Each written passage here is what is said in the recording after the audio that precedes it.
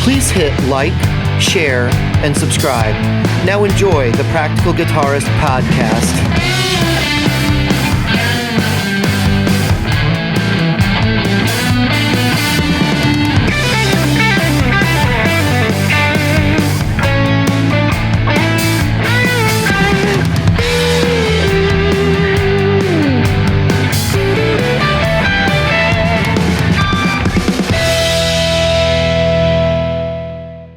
Happy Valentine's Day.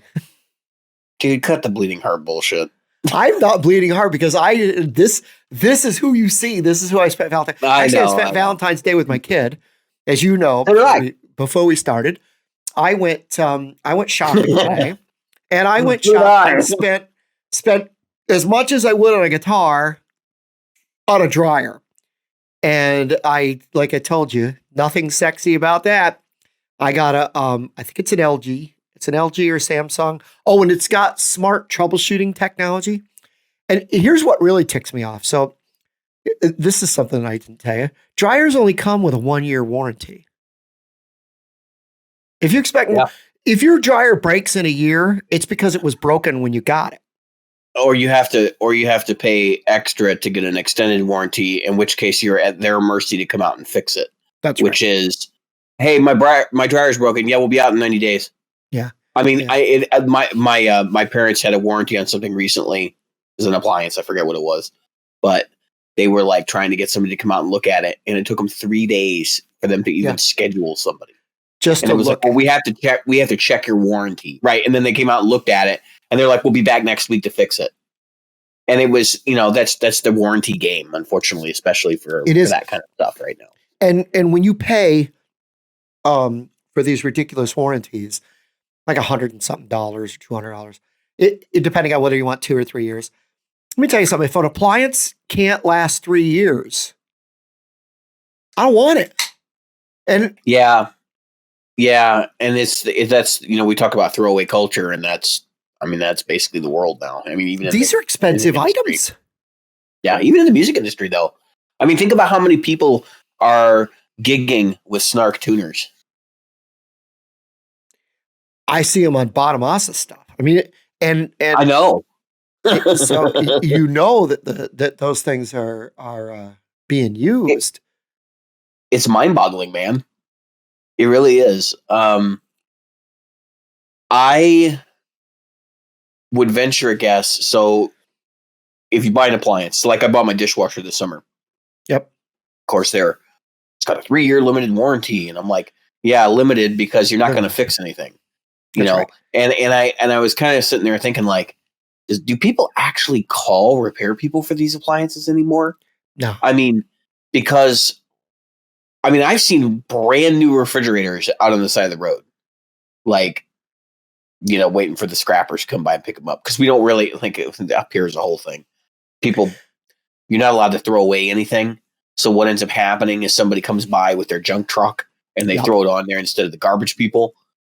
So I've also heard stories of people leaving a 6-pack of beer to get the garbage guys to pick up stuff that they shouldn't. Yep. That's a whole other, like, what? Yep, or a 20. I've seen, my brother used to go around and he used to pick up stuff and kind of, do you know a song? Have you ever heard a song? It's called Alice's Restaurant. No. Okay. The song Alice's Restaurant by Woody Guthrie, old song. And it goes, you can get anything you want except at Alice's Restaurant, except Actually, Alice. I have heard it. Yeah, I have heard it. The song is about a guy who takes a bunch of garbage. It's Thanksgiving weekend, and they can't find a place to get rid of this garbage. So they take the garbage to the dump, and they dump it. And what's funny is the cops come, and they give him a ticket. And the ticket is for the garbage because they found an envelope at the bottom of the garbage. They said, we found an envelope with your name on it. That's a legit thing. I know. Especially, this was the 60s, if you think about it. Yeah. When the song came out. I believe it was my dad who worked for a company who they were getting rid of financial documents, and the truck that was hauling them to the place where they were to be shredded rolled over and spilled out on the roadway. And apparently, like, that's the way that they found out whose documents were on the truck, like whose truck it was. was that they had the name of the company on there. So I mean, that's not unheard of for people to get in trouble for dumping stuff off the side of the road because they have their name on it. That is quite funny and sad. But anyway, that I don't know what brought that up, but it's kind of similar story is like having something with your name on it that gets you in trouble. Yeah, and it gets you in trouble. So anyway, I bought the dryer. I hope to last 10. You know what's funny is I bought a dryer, and my wife still has it, and she is replacing the seal on the door. Guess how long she's had that dryer? Or, well, 10 years. Had the dryer. 10 years. 20 years. Yeah. 20 years. And it's just an old GE or an LEG. I want to say it's a GE. And back even 5 years ago or 10 years ago, those things lasted way longer. It's just they're planned obsolescence now. Yeah. And that's we see it. I've said we see it in our community too. I mean, the Snark tuner is a piece of junk. It is a piece of junk. I know there's no people on this show that use them, and they're like, they're not garbage. Listen, I got a guy I know who plays a guitar, and he doesn't want to spend any money on his gear, and he uses a Snark tuner because they're cheap. And he told me the other day, the last time I saw him, he said, I'm never using another Snark tuner. And I said, why? He said, because they keep breaking. And he's like, I bought like 5 of them. So he said, what would you recommend? And I said, get a TU3 or get any floor model tuner. It's going to stand up to you.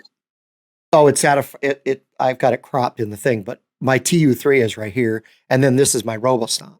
This I'm literally going to mount right here. And so it'll be in front of me at my desk, right where my wall calendar is. And I'm just going to mount it right there. I'm going to put a little shelf thing just like that. Yeah.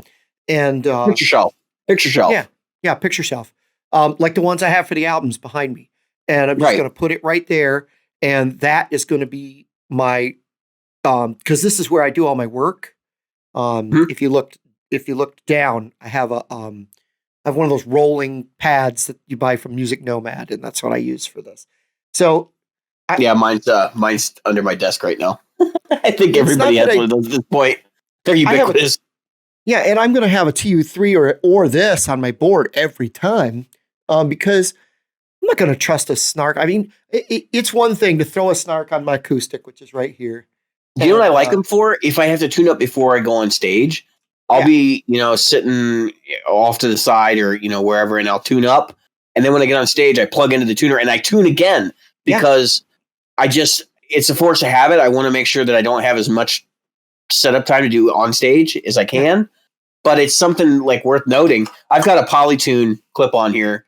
I've got a Polytune clip on. And these are okay, but I believe me, I would not intonate my guitar with this.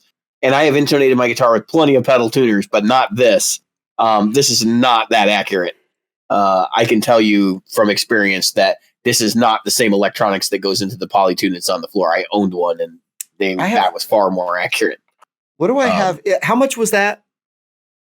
Was that one? I got them when they first came out. Actually, it was one of my daughters, and they're not using it. So I'm like, you know what? I'm going to take this for now because I'm like, we spent good money on it. It's going to get used. I'm just not going to let it die.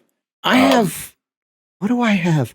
I have a tuner that I bought. It was like $50, and let's see if I can find it.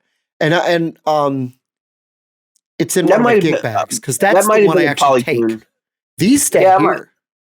Yeah. The Snarks are okay to have around. I'm not going to tell people not to use Snark, but I know the quality is suspect. I know I've heard a lot of people talk about failures. But they're so cheap you can buy 2 of them. I mean, what, they're like $5 now? I don't even think they're they're between 5 and 20. No, have gone back the Snark. Or Snark. No, the Snark. Yeah, the Snarks are back up to like $30. Are they really? Yeah, that's a complete waste of money. I mean, I would even go buy the cheapy Boss was really good. I have that too. The PRS headstock tuner is now is it's ridiculous, isn't it? What? You said PRS headstock tuner. You said cigarette. Yeah. I said what? You said the secret phrase, PRS headstock tuner. Yeah. I would not buy one. Secret phrase. I think we need to do that from now. I think every episode we need to have a secret phrase. Secret phrase. And it can be stupid. And we should pick like stupid stuff like Tonewood. Something dumb. Yeah, Tonewood. Tonewood. Trigger word. You said the secret word. Yay! I don't know if you grew up. I don't know if your kids are way too young for Pee-wee. But that was Pee-wee's Playhouse. Yeah, Amber did. That's the secret phrase. And then he'd go and scream and run around and act like a maniac. And it was hilarious because it really wasn't a very secret phrase. I have a visitor. He's looking to see if there's any food on my desk. He's a scavenger. And he's paying me a visit. He'll probably go away now. Although these clip-on tuners, man, they're getting expensive. Yeah, they are. And they're no longer disposable. So that was like the whole thing. I think that was why they took off initially, because they were the cheap tuner option. So people were like, oh, yeah, I'm just going to buy a clip-on tuner. You know what I mean? And yep, well, I did. Now they're disposable. I thought it was. I did get the TC Electronic Polytune clip-on tuner. Yeah, which is nice. Okay. It costs $50 freaking dollars. Yeah, it's one of the stupid expensive ones. I mean, I got mine on. I got the one for my daughter on sale. I think for $35, which I have. I have a Korg one, and I use that, and that thing is really good. I use that thing all the time. But they're clip-on tuners. Yep. And just remember, if your guitar has dead spots, think about it. And by dead spots, I mean places where the notes don't ring out the same, not because of the fret height or anything like that, but because it just doesn't resonate. And I've had guitars like that. Yeah. And you use this to tune with, like, think about that for a minute. I mean, I would much rather tune off the electronics. I think that's the safer bet to go with. And especially if you're going to be like touring, this is not none of this stuff. Dude, this is plastic. It's not tour grade. Yep. I mean, this thing is built like a tank. I mean, I was impressed with the TU3. I got this. This thing is this is a freaking tank. Yeah, sell these things. I'm just saying that they're great. They had a lot of professional endorsers when the Strobo Stomp first came out, the original Strobo Stomp. Yep. And I was shocked by the amount of people that were willing to spend like $250, $300 on a tuner. And honestly, like, having used one before and having used real strobe tuners from time to time, I have to say, like, I understand why people were willing to spend money on it now. I didn't back then. Yeah. You know which one people were excited about when it was first announced that just kind of faded into obscurity is that Ernie Ball volume pedal one. Oh, the volume pedal tuner? Well, that was because there was a big hubbub. There's a modder that actually builds a volume pedal with a built-in tuner in it. And he's putting I think it's the Polytune in him. And so, like, Ernie Ball got pissed because he was buying Ernie Ball volume pedals at cost, right? Like, at price. And then he was sawing them, sticking his thing in there. And it's the guy that Schnobeltone, I think, is the guy that was doing it. The YouTube guy, Schnobel, right? I don't know if you're super familiar with him, but I'm sure you've seen some of his videos. He was doing it. And, like, he came out with a product they were going to sell. And of course, JHS announced the Seesaw, which that was their whole thing. They were going to do a wah, or I think it was a volume tuner, and it didn't end up happening. So it ended up over at, Ernie Ball. They're like, well, hell, they're already doing it. We're going to do the same thing. Well, I guess may as well. If people are doing it, may as well do it. I saw them come in, and at first I was kind of interested. I was like, this is kind of, and then I went, it's a volume pedal, and I have a volume pedal. It's a tuner. I have a tuner. If you don't want a volume pedal on your board, okay, so let's back up. Yeah, that's the other side of it. Go ahead. Yeah. Boards, right? So, like, nobody wants the space station. And I've owned the space station. I can tell you that when I had it, I wanted it. And then when I got it, I was like, I don't want this. And it was, I've sold this story on the show so many times. So I'm going to try not to be like an idiot about it. But I had this board that was so big. It was this big. And I'm sure my arm's out of frame and I don't care. because it was so big, I actually couldn't wrap my hands around it that way. I had to grab over the front of it and pick it up, and it wouldn't fit in the trunk of my car. It was so big that I would have to like shimmy it in one way and then kind of move it around the spare tire and then spin it the other way, and I could finally get it in there. But nothing else could be in the trunk. I'd have to empty the trunk, put the board in, and put everything back in on top of it. It was a nightmare. So I finally said, no, we're not going to do this. And it was so impractical. Like it was completely loaded. It was really heavy. It was almost 50 pounds. And I just finally said, no, we're not going to do this anymore. But I had the SG at the time, and I was like, I really miss being able to do volume swells and stuff with my hand while I'm playing, right? Like violin type stuff. And so I went and I bought an Ernie Ball VP Junior, and I put it on that board, moved some stuff around. I got it to fit. I had 3 treadle pedals on that board. I had a Deja Vibe, I had a wah pedal, and then I had the volume pedal. Okay. So once you put that all into perspective, like you could see what kind of insanity was going on here. And I finally, like, when I got rid of that board, the first thing that I decided was the volume pedal. Cause I'm like, you know what? It's just too damn big. Volume pedal VP Junior from Ernie Ball is like, it's bigger than a brick. I mean, it'll take up half your board if you're using the size of board I am now, which is a Voodoo Lab the Voodoo Lab Medium, which is not a small board, right? Like it's reasonably sized. So I don't understand why people want to reserve that much space on their board for a volume pedal. And honestly, Jim, I have a theory. That a lot of people who have a volume pedal on their pedal board don't actually use it. They buy one just to fill up space that they have left over, so their board looks cool. You've been in pedal boards of Dune before, right? Or at least you've seen some of the stuff that comes out of pedal boards of Dune from me, because I'm sure I've sent you clips and whatever.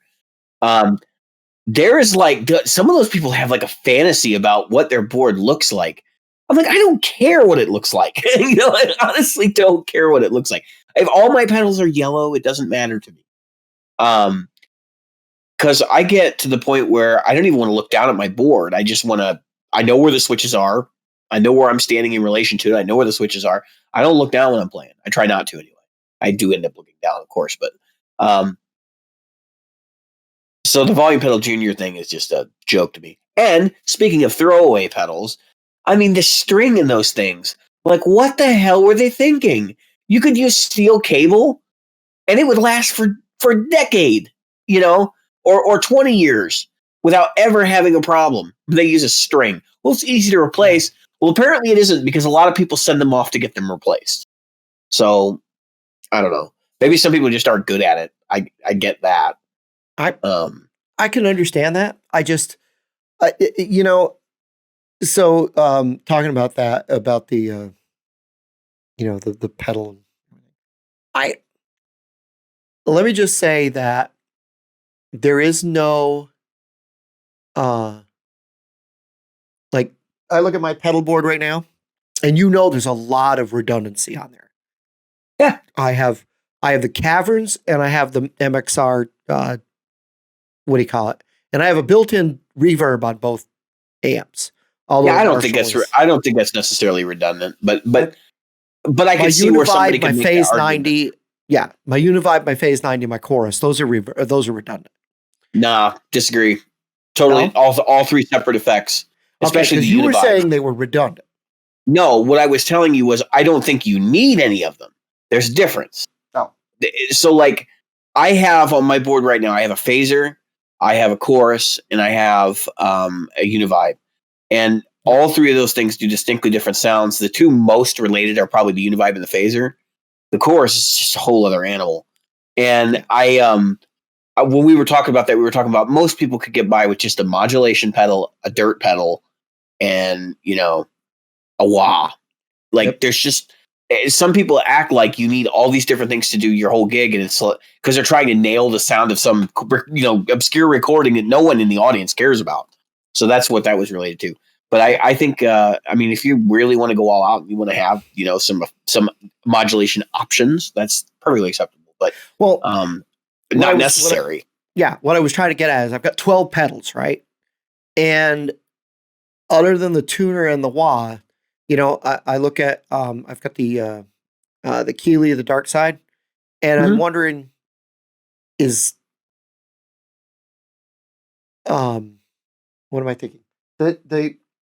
So the dark side, that's a dirt pedal.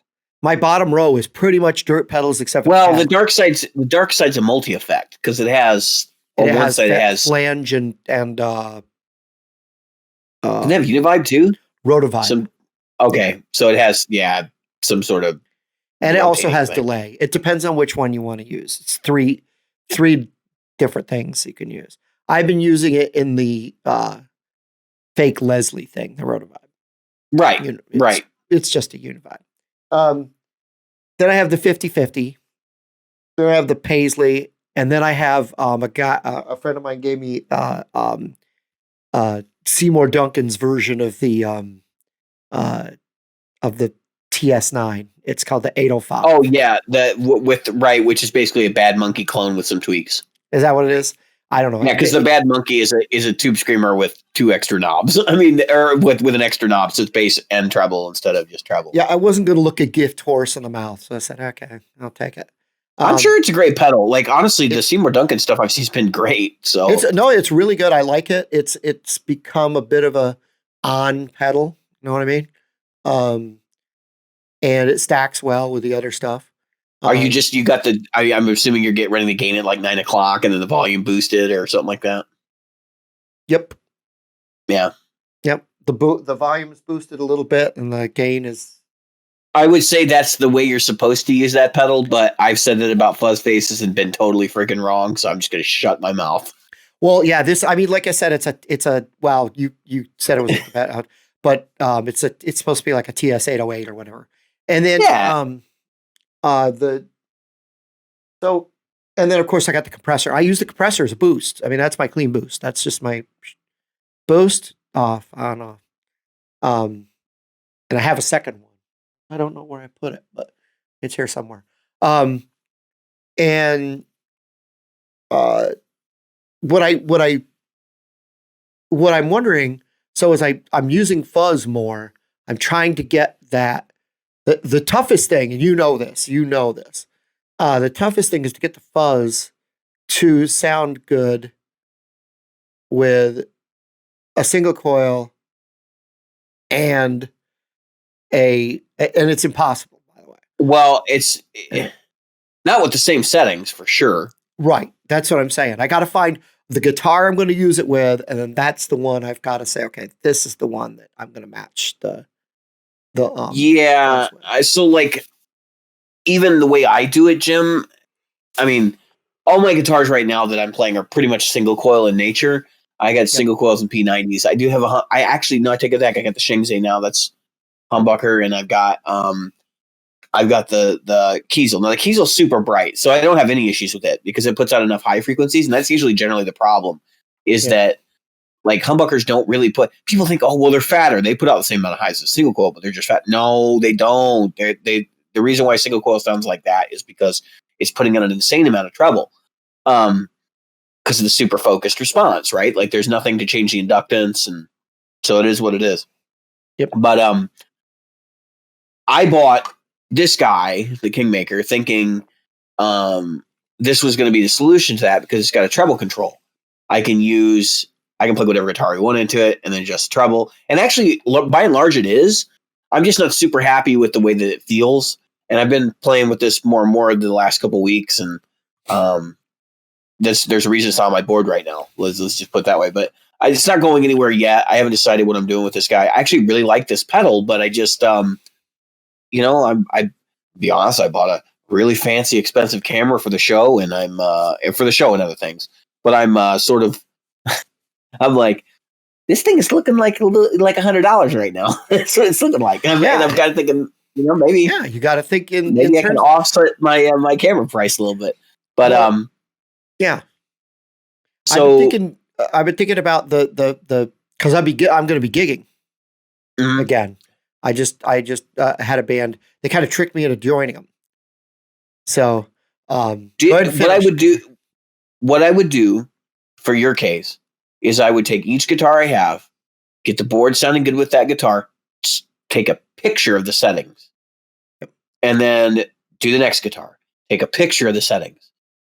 Do the next guitar. Take a picture of the settings. And that way, when you go to a gig and you have to switch guitars, you look at the picture and you just twiddle knobs. Or you can even do, and I've seen people do with tape. They put a little thing of tape and then they write lines on it to know where things got to be turned. And they might have LP next to it and S next to it. So they know that, like, with the LP or the Strat. And you know what? Your modulation stuff probably doesn't change. I used to do the same thing especially with a color code. So it was my Les Paul was red and my Strat was green. And that was really the only two guitars I've ever carried. Yeah.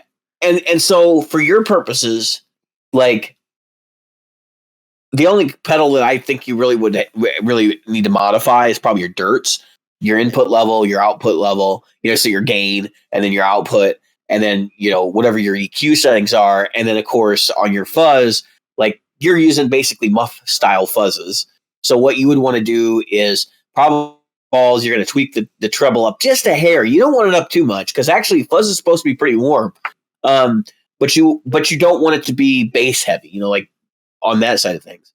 So I typically run most of my guitars around noon, especially in a muff, but I'll turn the tone controls ever so slightly to the right or left, depending on what the guitar is. It's almost never beyond, it's never beyond 1 o'clock and it's never below 11 o'clock. I mean, it's pretty in that territory. Yeah, and it depends on the buzz too. Because so the muffs, that muff circuit is like, if it's done right, that noon tone control should be really close to like vintage style fuzz. And when people when you hear the Pumpkins or whatever, they got that shit, that treble knob's like cranked up, and it's irritating. But that's a specific sound, and you can do that too. You just got to remember what your range is and be careful, because I mean you can damage people's hearing in a live show by doing that. If your production equipment can handle, so especially in the day of going direct, right? And I wanted to address John Bott's comment from a couple weeks ago on this episode, but especially if you're going direct, because those PA systems can put out way more frequencies than a regular electric guitar are. So if you somehow turn off your cabinet simulator and you got a big muff going with the treble cranked, I mean, some people are going to be pissed. It's going to make some people real mad. They're not going to like that. So just be wary of that. But so you're not cranking the treble, right? You're just cranking up the fuzz. Question: Are you stacking it with that overdrive, the TS-808? So that's something you should consider doing. Oh, really? Yeah, I would back the fuzz knob way down, like halfway or less, and drive it with the TS-808 just the normal way you would, like with it clean boost or whatever. And what you're going to find is it boosts the mids like a ton through that pedal, and it sounds way better. And on the other side of it, if you have any sort of TS-808 clone lying around, like a TS Mini or anything like that, you can use it after the muff, and you can hit them both at the same time, and it'll do the same thing, but it'll actually just accentuate what's already in the pedal and bring those mids forward. And it's also a unique sound, but it'll help you cut through the mix, especially with the big muff, because that's the challenge of the big muff is there's so much there that you just disappear. It's like a wash of cymbals. Yeah. Lots of content coming out of that pedal. Sorry, I keep muting myself because for some reason the fan on my computer is pumping out some fears. Probably I can barely even hear it. Really? Good. Oh, yeah. Well, then I won't keep muting. Well, I don't know about on your end because you're piping directly from the microphone, but Discord's doing a good job of cleaning up that audio for me. Well, this is what Discord hears too, so it should be good. What was I saying? Oh, well, obviously it's important, at least to me, that that I get a decent fuzz. So I joined this band, and it's a cover band, and I'm not trying to anything, but there are songs where, like, in the song, I can't get exactly the tone. I'm not even going to try. I'm not doing this Helix thing again. But no, it's just not going to happen. I'm not that guy. It's also not worth the trouble. I mean, maybe down the road I'll try something. Right now I'm not. But okay, let's take Kings of Leon, which is a band I just If there's a Nickelback for me, it's Kings of Leon. Okay, and the song is "Use Somebody," right? And in "Use Somebody," there's a guitar that's just constantly like. It's just playing a C chord. Just downstrokes on the same chord for the whole song. Downstrokes on one chord where he's just moving one finger. It's like, oh my God, this finger down, now it's up, now it's down, now it's up, now it's down, now it's up. And during that, and I'm like, you mean during the millennial loop? Yeah, and yeah, exactly. And then you've got what's that name of that band? Believer by Imagine Dragons. Another Nickelback. I mean, if you're going to give Nickelback a credit, they're the Creed. So hey, at least you're not playing Radioactive. Yeah, and Imagine Dragons is Creed. Okay, so everybody told me, they were like, "Oh man, this band, it came out with a song called Radioactive." I said, "I know that song." That wasn't the song I knew at all. But anyway, so. You're thinking of the Firm. You're thinking of the Firm, right? The Firm from back in the 80s, right? Definitely not the Radioactive. I thought Radioactive. I don't know. No, that was not it. And who was the drummer for that band, by the way? The Firm. I don't know who the Firm's drummer was. It wasn't Jason Bonham because he wasn't old enough. No. He would have been like 14. 14, yeah, 14, 15 years old at that point. But anyway, whoever it was good. I think, wasn't it, what's it call it, from Bad Company singing lead? Yeah, it was Paul Rogers. Paul Rogers, yeah, from Bad Company and whatever else. Dude, that guy got around. Yeah, that guy, I mean, geez, he replaced Freddie Mercury for a while. But anyway, he was one of the people that tried out for AC/DC for Brian Johnson's spot.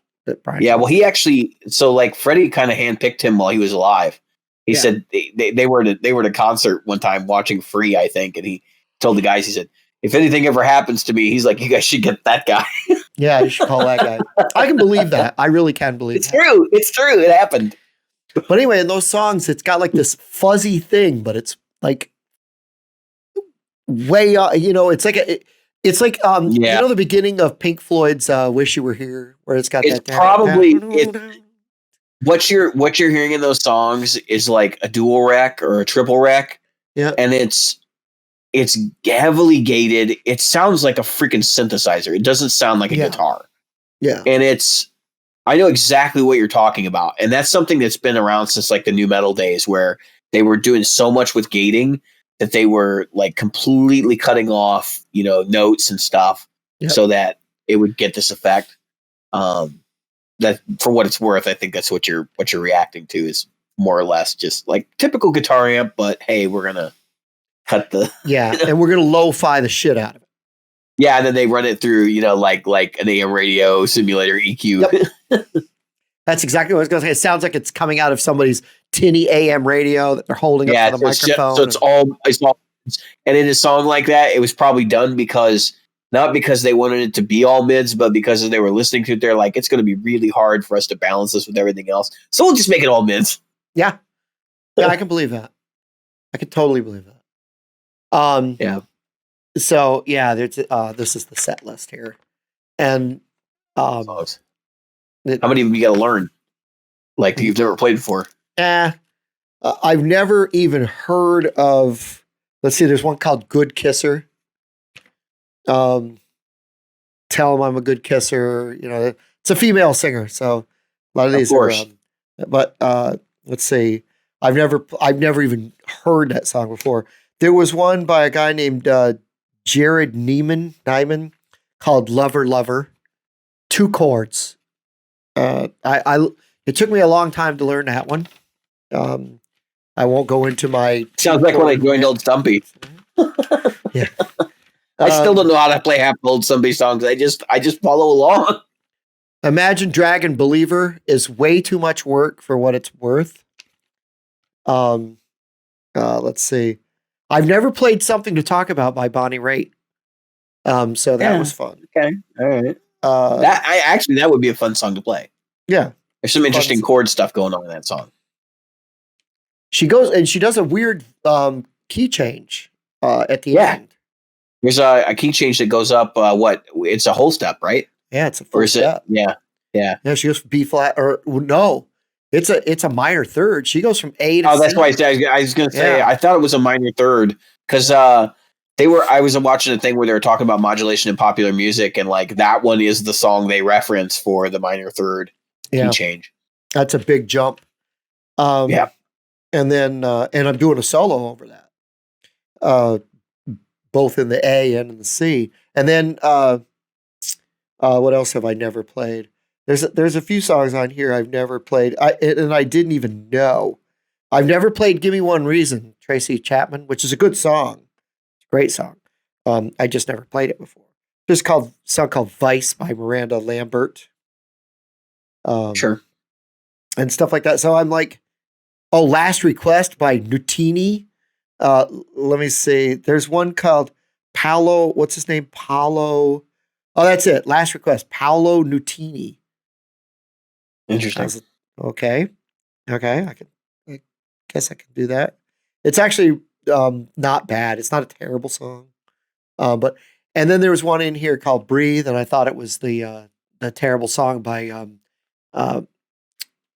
Faith Hill, Mrs. Tim McGraw. But instead, it's a terrible song by Ann Nalick. Even more basic and even more boring. Still better than having to cover the Primus song "Breathe." Oh my God, that would be. Because not Primus. The hell's the name of that band? Prodigy. Oh, okay. Yeah, a PR band, right? Like I forgot, and I was like, "Oh, Primus." No, not Primus. Could you imagine having to play a Prodigy song? I don't know if you've ever. It's like electronica. Yeah. For me, Primus would be like, "Oh my God, I don't know where I am right now." Oh, Primus, I would be like, "Oh hell no!" Like I would just be like, "No, not doing this." Nope. I know better than to try to tread on that musical ground. There is certain bands. I love Primus, but I am not like that. Is not a band that I would try to emulate. No, as much as I love Jerry's a Race Car Driver, I'm not going to try to play it. You know, if you can do it on South Park. Yeah, right. Even South Park. Do you have a tremolo on your bass? Because I mean, you'll need a tremolo bar. He's a crazy bass player. He's fantastic. Les Claypool is a monster. He's one of those people. He said he took his chops from from the Who. John Entwistle. Yeah, he's a big Entwistle guy. Yeah. Because he's a big lot of guys, but I think he was more into guitar players as a bass player than he was bass players as a bass player. So that's a big. He called himself a lead bassist, right? And that's exactly what he is. I mean, that's he's probably one of my favorite bass players ever, too. By the way, but the guitar player, I can never remember his name. He was his name always because he's got a escapes me as well. Yeah, it's kind of weird. I shouldn't say weird. It's just a non-common first name that kind of throws me. Or last name. But his playing style ranges from like I don't want to say sedentary, but like the normal tame to just like way out there stuff. That's like it's just hard to get in the same frame of mind. At least for me. To like be able to do the kind of spacey rock and roll stuff, like not rock and roll, but spacey rock, like Pink Floyd, ambient delay, wash, stuff like that, straight up to, hey, we're just going to jam some like funk chords on this. And that's basically his play style is like that. Lalonde. I always want to say LeBlanc. Yeah, Lalonde. It's Lalonde, Larry Lalonde. Right. And anyway, he was on Gibson TV last week and the week before and talking to them. So I thought it was kind of interesting. Do you know who he actually reminds me of as a player? John Frusciante. Yeah, that makes sense.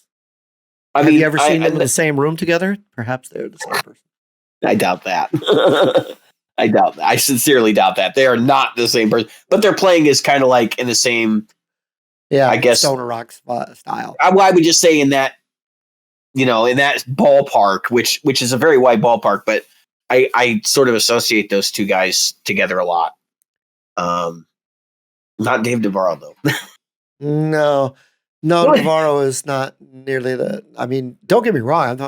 I'm not hating on Dave. No. Can we? That. Let's take a step back. Let's talk about that for a minute. So, like, isn't that really funny? So we've got John Frusciante, who's basically like the Red Hot Chili Peppers guitar player, but I think they actually had somebody before him, and they've obviously had people after him. And then he left the band, and I thought it was like to get clean or whatever. He couldn't continue because like there was too much temptation or whatever. And then they brought in I just said his name a minute ago. The guy from Jane's Addiction, Dave Navarro. Yeah. They brought in Dave Navarro, which actually, like, the connection between the bands sort of makes sense. Like, I could see Jane's Addiction kind of being like in a similar musical style as, like, again, same ballpark as Red Hot Chili Peppers. But then, like, Dave Navarro as a musician is like the polar opposite of John Frusciante. And it worked. Like, I may be the only person that ever says that. I mean, I was thrilled to see John Frusciante come back when I was a kid. But they had a guy named Jack Sherman. Yeah. They had a guy named Josh Klinghoffer. They had a guy named Hillel Slovak. They had a guy named Eric, with an A, Eric Marshall, from 92 to 93. They had a guy named Jesse Tobias. Yeah, that name rings a bell. Aren't they they're a two guitarist band, aren't they? If I recall. I mean, Frusciante's the one they always talk about. So they're a four-piece. I thought they're a Frusciante's the only guy. I think they're they had like the four members, the lead singer, the drummer, the bassist, and him. For a while, they had a lead guitar player. But yeah, that's what I'm thinking of. But they had like 10 records before they ever really had like major success.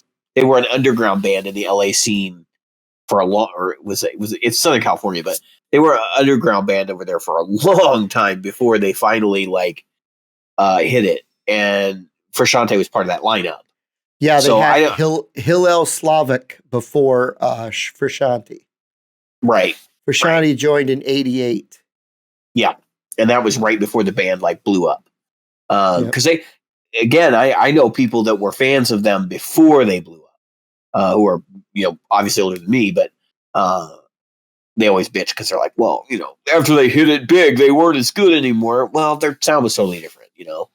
They went from being like damn near a hardcore punk band to being, sort of, I don't want to say like funk rock. I mean, that's basically what it became, it's a cool band. I enjoy a lot of their stuff. I don't like a lot of the newer stuff. I mean, I like the stuff that was out when I was a kid. I guess Frusciante is back with them. He left for a while. He left. He's left twice. Yeah. And he actually like kind of handpicked his replacement the second time. And I didn't know he was back. That's not a surprise to me. I knew the guy was still out there and at large. He had some other projects I think he was working on, but the only two that have been there the whole time are Kiedis and Flea. Correct. Yeah, that I did know. They had a drummer before Chad Smith. I didn't know they had a drummer before Chad Smith. Yeah, but I'll be honest with you, I never cared. What's that? He's been one of their longtime guys, he's been there since 88. Or 89. He's been there the whole time. Frusciante, like I said, he dropped, and Navarro. Really, when you think of him, you think of Frusciante or think of Navarro. You really don't think of anybody else. I mean, anybody who's aware of them now, like from their success in the early 90s, for sure. Yeah, absolutely. Yeah. So one thing I did want to talk about in this episode is I'm like rediscovering a lot of blues stuff. I don't know if you got other topics, but I'd kind of like to trace that path. And I actually want to talk about, I'm doing True Fire. I got the True Fire. I was thinking about doing that. I got the True Fire subscription. So how much is that per month? $25. So, I mean, to make it worth it, you really have to actively use it. But I would say the quality of instruction that's available there for people who are advanced players, and I have not done any of the simple stuff because why the hell would I do that? I'm just not that I'm like wouldn't get something out of it, but it's just like I'm paying $25. I'm going to get my use out of it. So I do the stuff that's interesting to me. Wait. But anyway, you're not going like this, but you have to go. You have to play this, then this, then this. Don't make me get my guitar off the wall here. I will shred that thing. But anyway, I'm just saying. How many of those videos do you see online? Go ahead. Oh yeah, dude. Yeah, I mean, if you want that, don't pay for it. Go to YouTube. But like, I started off. The reason I did is I looking at all this Josh Smith stuff that was on there, and I was looking, and that took me down the Robin Ford path. And I'm like, man, they both got like killer blues packages. And I'm like, I would really like to listen to all of them, but I really don't want to spend the $200 it would take me to buy all the courses. So I'm like, they've got the all access pass. I'm like, I can sample, I can find out what I want. I can breeze through the stuff that's easy, and I can focus on the stuff that's hard and learn it, and then just cut off my subscription. Right. And actually, I've been pleasantly surprised. Even the simple stuff from Robin Ford is masterclass level. The things he is showing, he has just like chord voicings and chord ideas, and it's not even like he's not showing you stuff that probably wouldn't occur to you, but it's like a style guide, and you can listen to it and you can play through it and you can go, okay, I mean, like this is something I could do that I don't already do, but like if I was really trying to nail that approach, I'd probably come up with it eventually. But just kind of expanding the possibilities and opening your mind a little bit to some different things. Because he definitely plays a different style of blues rhythm guitar than I've ever heard anyone else play. And then the Josh Smith stuff, I started on his, he's got an influences lesson plan where he talks about B.B. King, Albert King, Stevie Ray Vaughan, and I want to say Danny Gatton. Okay. And he has like, there's like a piece that he wrote in the style of that you can play. And then he also just shows you a couple licks that like he thinks are characteristic licks of those players. And I got to tell you, I haven't gotten a ton out of the licks yet because I'm not a licks player. And then we've talked about it on the show before. I'm conversational. But what I am getting from it, like, so he talked about B.B. King. And I've listened to B.B. King dozens of times over the years. Like I've gone through these stints where I just try to get into B.B. King, and I was like, I never really could figure out the secret sauce and why people were interested. But for whatever reason, I hear Josh Smith talk about it, and he says, you know, he's the guy that I want in the trenches with me. And he's like, if I'm playing, you know, a shuffle, he's like, B.B. King can take 4 notes or 5 notes and play those over a shuffle and figure out just the right way to do it and get the most mileage out of each note. And like, he starts going through the process, and then I play his little lick that he has to go along. They actually, I think there's 2 or 3 of them. They go along with it. And then I went the next day and I downloaded B.B. King Live at the Regal, which is like my favorite record of his. And I listened to it with new ears. And I was like, oh my God, like now I get it. But just because of the way that he talked about his phrasing and all this other stuff, and I'm like, geez, there's a lot of stuff I can pirate from this. Yeah, there's some incredible. So in True Fire, you've got Robin Ford, Matt Schofield, Josh Smith, Osnoy, Jeff McLaren, Corey Cucumbo. Dweezil Zappa's in there too. Ariel, I was getting there. That was the one I was going to finish with, but you're welcome. I was like, who the hell wants to take lessons from a guy that's playing microtonal guitar? I know. Ariel Posen, Kirk Fletcher, and of course, as you said, Dweezil Zappa. I mean, $25 a month to have access to stuff from people like that. That's like real lesson plans, and it's high level stuff. If you're an advanced player, I think True Fire is like, it's a no-brainer if you're looking to take your stuff to the next level. Yep. We're not endorsing True Fire, but I'm just saying, like, if you're looking for something, that's a great place to start. And because I can just hop back and forth, like that's hugely beneficial to me because I can be like, yeah, I'm going to work on this today. And I can go find a lesson on vibrato or, and I just think that it's like, it's changed my playing already, to be honest. Yeah. And it's also changing me as a listener, which is pretty incredible. Cause that's something that I didn't think I would ever get out of like a master class, is like a new appreciation for something I'd already liked, but just didn't get in the, as a player. Yeah. And so this led me down this whole path, right? I've been playing a lot of blues music. I've actually written a couple of blues tunes, partially because now I feel confident in blues chord structures and like coming up with these different little like riff ideas using the same chords and like hammer-outs, pull-offs, and all this different things that I can do within that context. And it's just because I've explored players now like Danny Gatton, and I've explored players like, Robin Ford, Danny Gatton could come up, Stevie Ray Vaughan, yep. Albert King, B.B. King, Freddie King, all of these wonderful blues gentlemen like have totally introduced me to this idea that you can make something out of the same freaking 12 bars. You could do incredible stuff with it. And this drove me, and we were talking about this. We were gonna do a jam track, and we're still gonna do it. And I'm gonna probably do a blues one at some point too.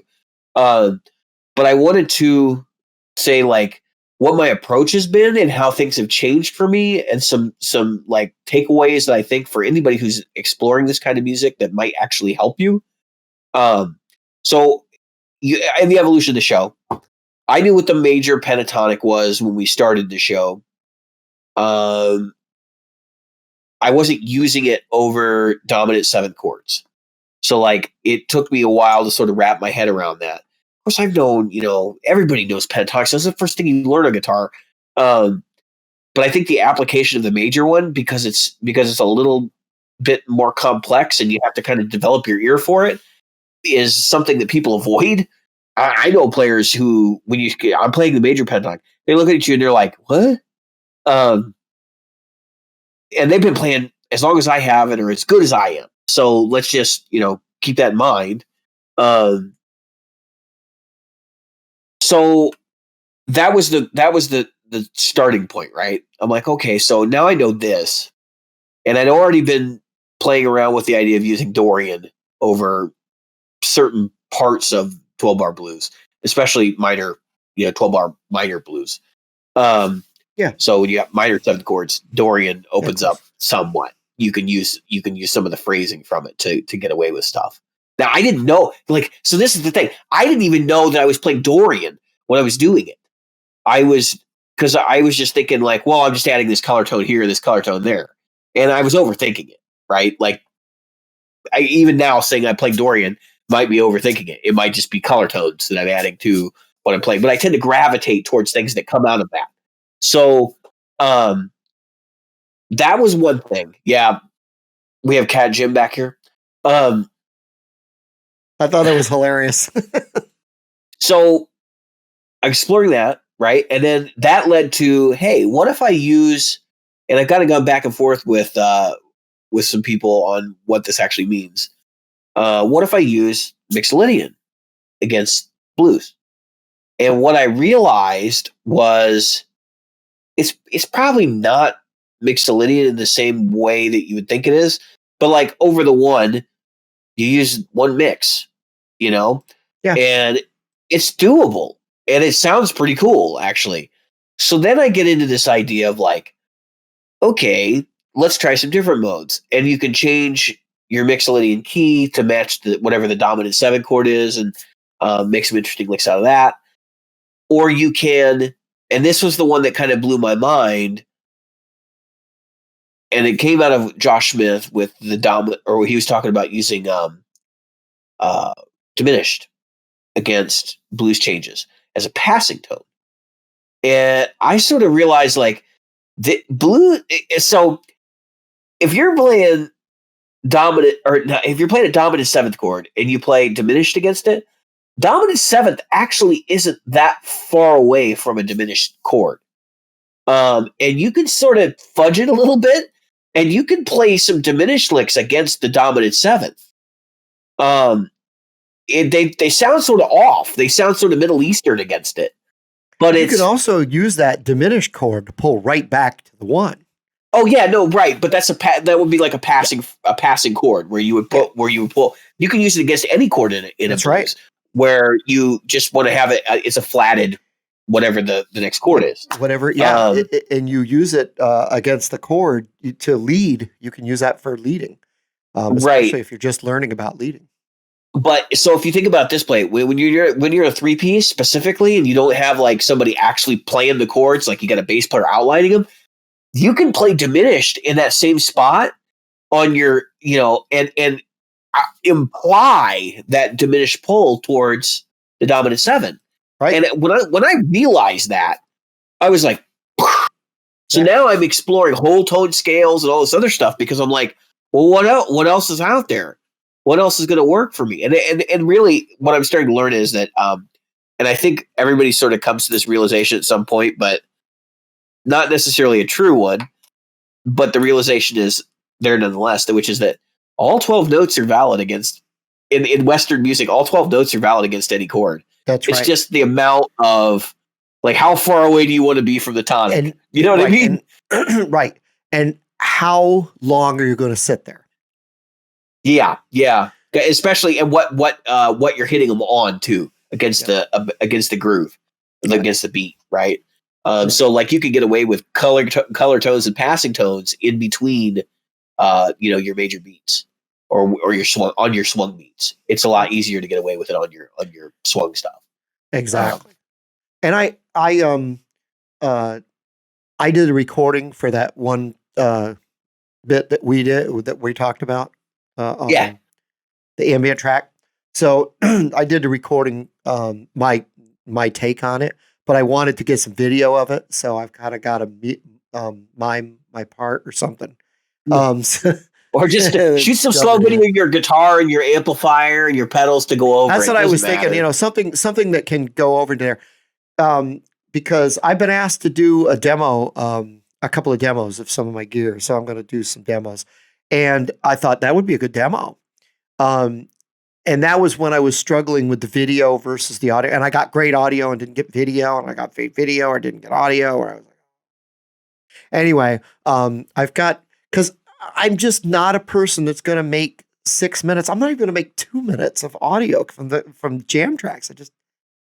And so I was thinking, if I come up with 3 or 4 minutes of not repetitious, but using a lot of the same stuff, but showing how I can manipulate those notes that I was using. Because what I find is, like, I know the like what you're talking about. I know the scales I can play over stuff, right? You know as much or more than I do. But when I look at it, sometimes I'll hit a note and I'll go, well, that didn't sound so bad. And so then I'll want to go back and I'll want to explore, how can I integrate that into what I just did?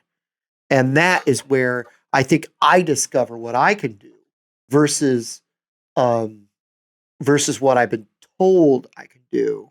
You know what I mean? Yeah, well, I think a lot of people struggle with that space element too. So like you have let's use the 12-bar blues because that's the one everybody knows, right? So you have the one chord that goes on for 4 measures, or you have the raised the fourth in the second measure, depending on how you do it. There's all these variations. We'll just assume straight 12-bar blues. So 4 bars of 1, 2 bars of 4, and I think the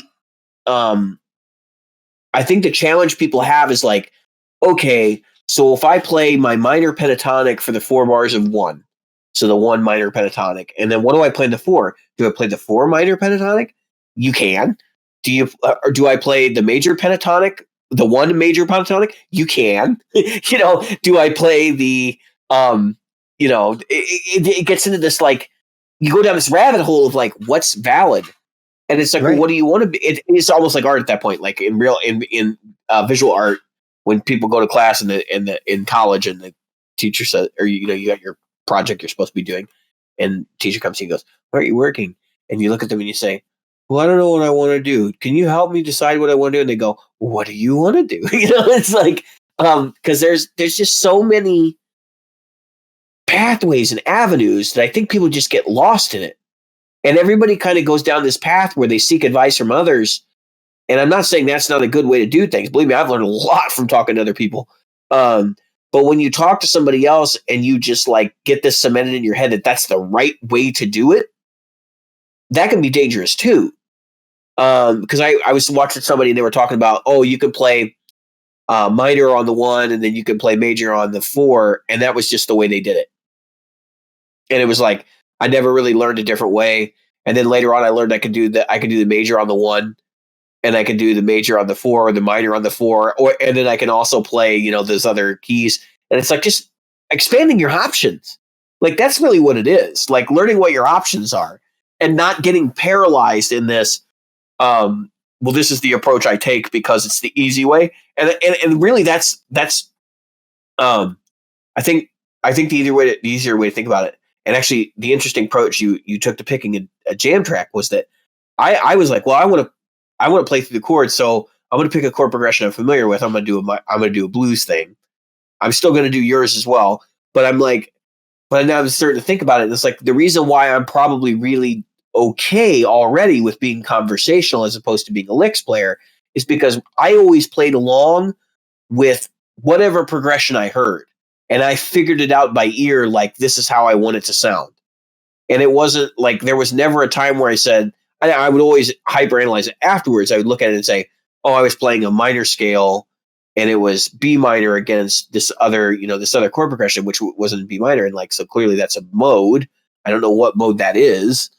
And that was the way I approached things. I was like, well, I know this pattern works and I know this pattern works. And I would just catalog up these different patterns. And I knew if the pattern worked in this one position, I could just move it around the deck. And that's the way I went. So the interesting part about this was I was talking to my wife about it actually, because she was, I was like, I just feel like I've unlocked something. It was like, next level achievement or something in a video game, because I realized I was looking at the fretboard and I wasn't seeing scales anymore. I wasn't seeing like the pattern in my head.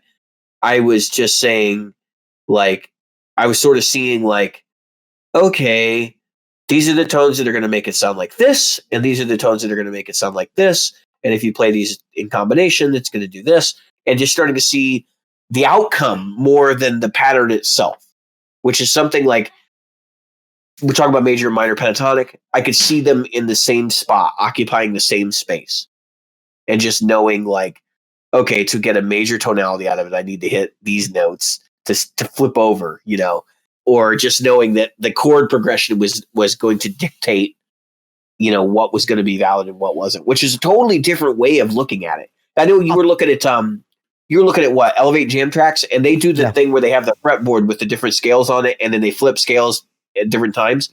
Yep. And I was looking at that and I'm going, yeah, but I sort of feel like that's the wrong way to show it too. What you want to do is show all the notes and put them in different colors. Yeah.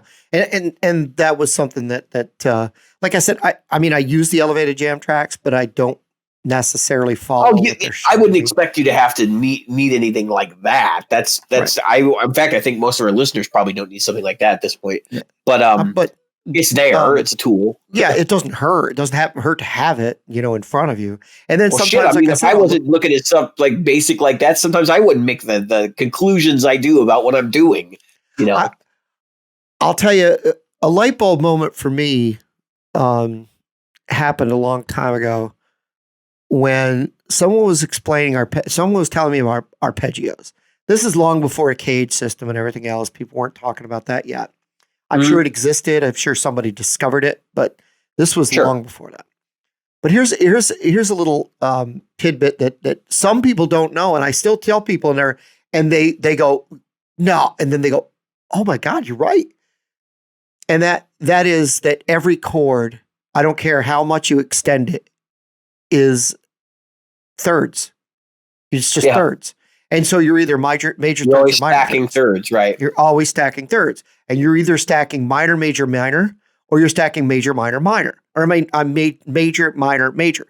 So in that order. So what about an augmented though? Well, then right, and augmented is a double flat third, or no, it's a double. It's a raised third. It's a raised major third, and then and then a suspended, and then would be diminished a flatted. It would be a flatted third. Yeah. Well, diminished would just be a minor. Diminished is just diminished. It's stacked minors. Yeah. Because, but what I'm saying is, like, if I said to you, play me a B minor 7, you already know that you're going to play a minor third with a major third with a minor third. That's how a B minor 7 is built. And what a lot of people realize after I tell them that is, oh, and then I tell them, like, you don't need all 6 strings to play a chord. And especially with a G chord, it blows their mind. And then they think about it and they go, that's right. You're repeating a lot of, I said, you play the G chord in the first 3 strings you play from the bottom, the lowest string, to the next 2 strings. You've already played your G chord. You are done playing the G chord right there. Yeah. You actually then play when I tell them you then play a second inversion, that blows their mind. Yeah. I'm like, now you just played a second inversion. And the second inversion on top of the regular. You're right. What? Yeah, you played a G chord with a D on the bottom. Right. And then they go, what? What is an inversion? And I tell them, well, that's where your stacked thirds. Your first inversion is your thirds, and third on the bottom, and then your second inversion is fifth. Anyway, that kind of thing is how I figured out how to play an arpeggio. So if I know where my root is, I can always play an arpeggio around the root. So if you know where your root chord is, like the thing I tried to do with that jam track that I sent you was not necessarily don't play the root, but don't play the root first. Yeah, and I think that's an approach that works for a lot of people. Start on a 5th, start on something like that, and then work your way back. I started on the 7th, I started on the 5th. I would find my root so that I was tonally speaking the language of the correct root. But what I tried not to do was, okay, I know I'm in A, so I'm going to play an A minor pentatonic over this. Now I'm over a D chord, I'm going to play a D major pentatonic over that because I'm on my 4 or whatever. And so I didn't want to just do that, because you can do that. You can do it all day long. Yeah. Right? I mean, if you want to play, what's funny is that a light bulb will come on. If you're playing an A, folks, take the A minor pentatonic, play it over your E chord, and realize how close it is already to the E minor pentatonic. Phrygian relationship. Yeah. And so you're already doing a lot of what you would do if you just played E minor pentatonic over to E anyway, over A, or an E chord in A, because you're on your 5th. And that's where you can start to go, oh my God, but now how do I get back to A? How do I bring it back home to where I was? And that's the key. What getting to where you want to go and then bringing yourself back. Because if you look at it, when they talk about the circle of fifths, and you already know this, when you talk about the circle of fifths, it goes in fifths one way, but it goes fourths the other way, right? So that's why it's called a circle of fourths and fifths, or fifths and fourths, however you want to look at it. And so I was thinking, like I said, I wanted to look at True Fire as well, because I've been thinking about Lick Library, which, by the way, has a lot of the same type of things. Lick Library is just another group of musicians who do it. But now that I'm looking and seeing who's in the one you're doing, True Fire. I mean, they all have talent behind them, but I just feel like True Fire, the way that they structure their material and the way that they let the instructors structure their lessons, like, it's always here's what we're doing, then they do it, and then here's why we did it. And I get more out of the here's what we're doing and why we did it a lot of times than I do the actual, like, lesson part of it, like the actual playing part, because I don't have a lick catalog. I don't catalog or categorize the licks I play. They just sort of accumulate and then go out the window. And I would much rather know the explanation as to why and what scales we're playing against it and why things work, because that's going to help me put ideas down where I'm like, okay, so I know I can get away with doing something like that, and then that bleeds over into my playing. The other thing is I've also learned from it. We were talking about blues exploration, is like listening to somebody is probably more influential on me than playing like them. Yeah, I agree. One of the things, I think it's because we grew up, and a lot of our listeners did too. We grew up in a society where you listened to your guitar heroes and then you tried to emulate some of what they did. You couldn't possibly do it all, but you tried to emulate some of it.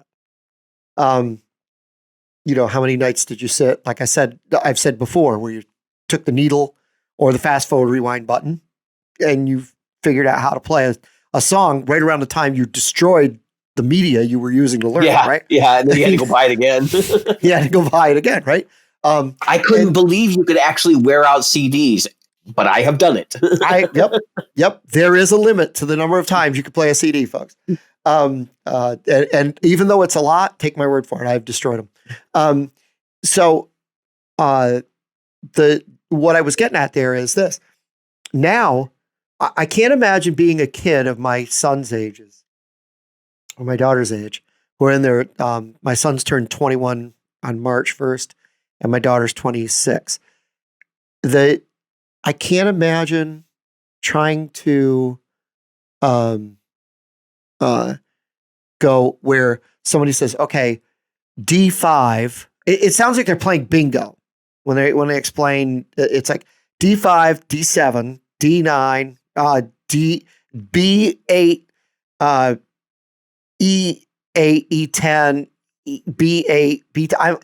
I'm like, what the hell are you talking about? Are you playing bingo or are you playing guitar?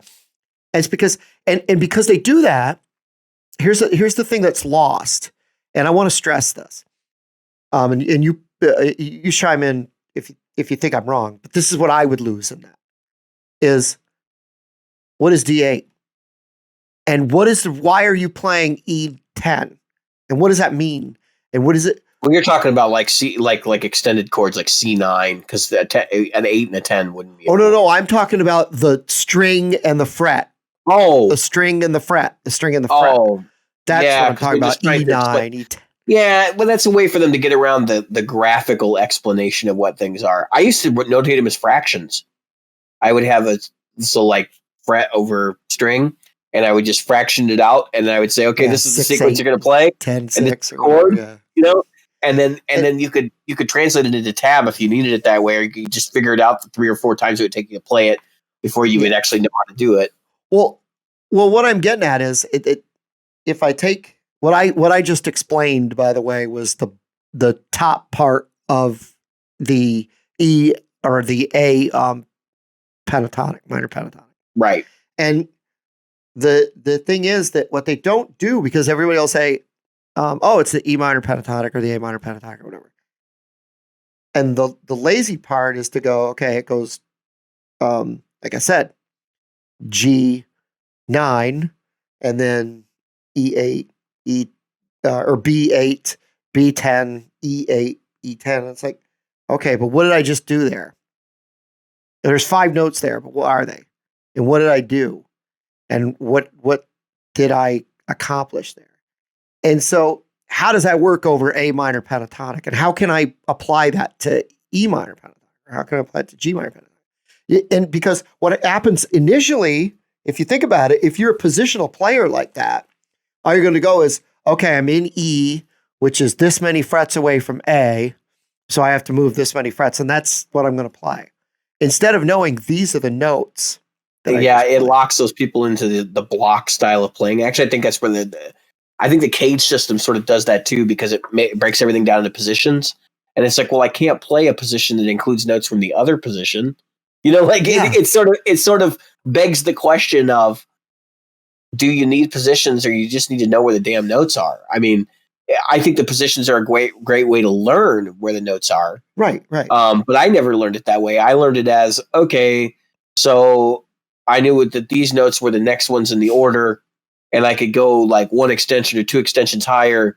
And that's basically a cage system. It's the same thought process, But because it didn't enable me to think of the idea of this vertical block, I think I was automatically set up to learn to do things like what Eric Johnson calls playing the ladder, where I could, play these 4-note patterns that got me all the way up the neck.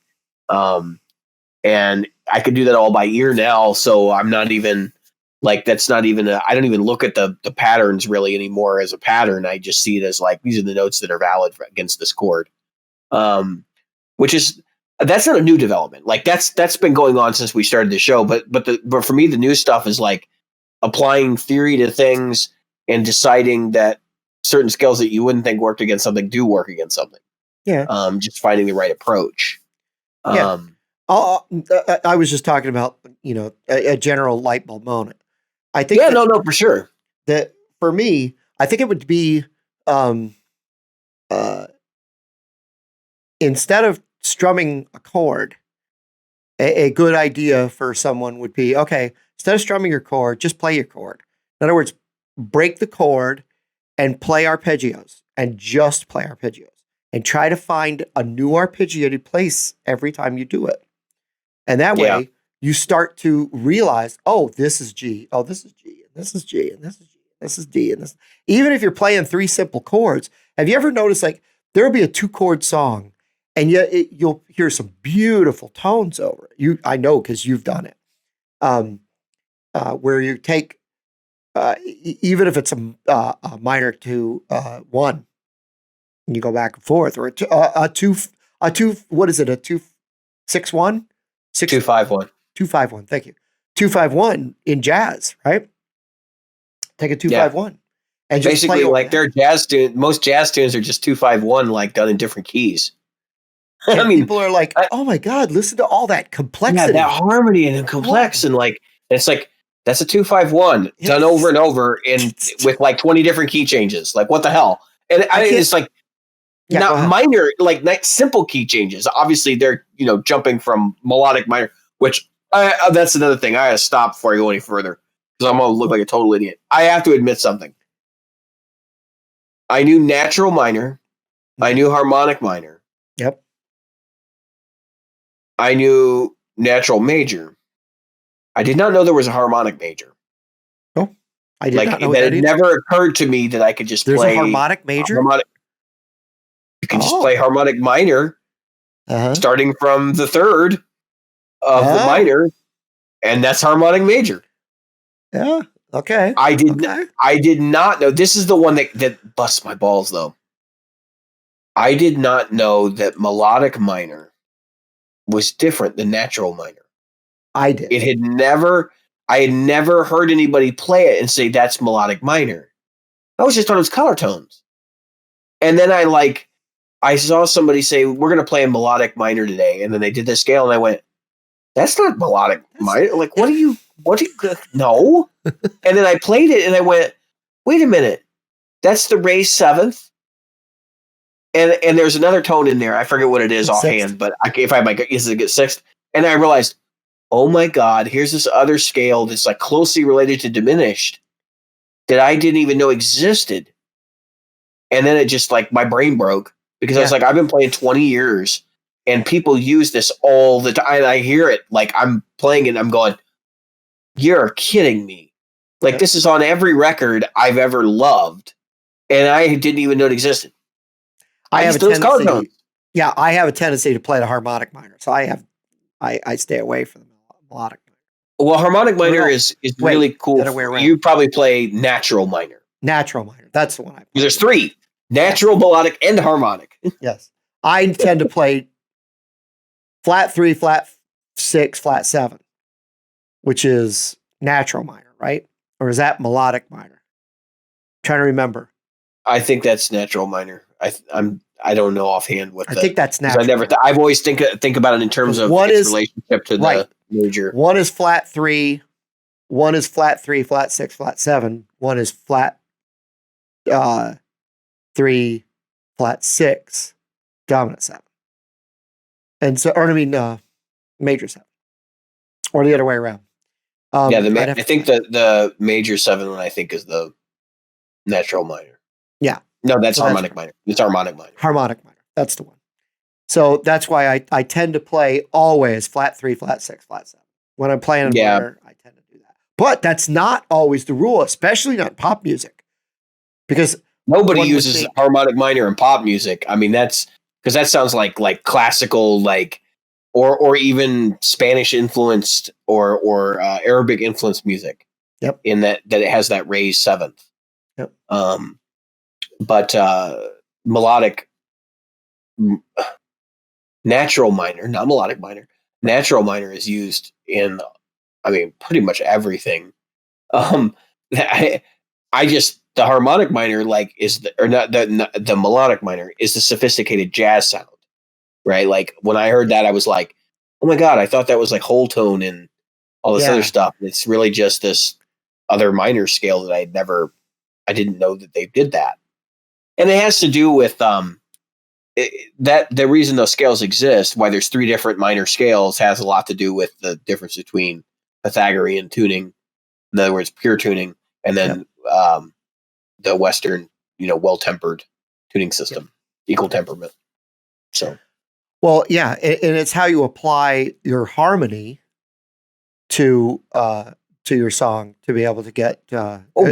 That's your decision of which one to use. It's massively different, and you can borrow. So, like if you're playing a chord progression and you're like, oh, it's going to be A minor, then you can grab chords from A harmonic minor. You can grab chords from A melodic minor, and if you do it in a tasteful, not so conspicuous way, you can make some really creative, decisions there.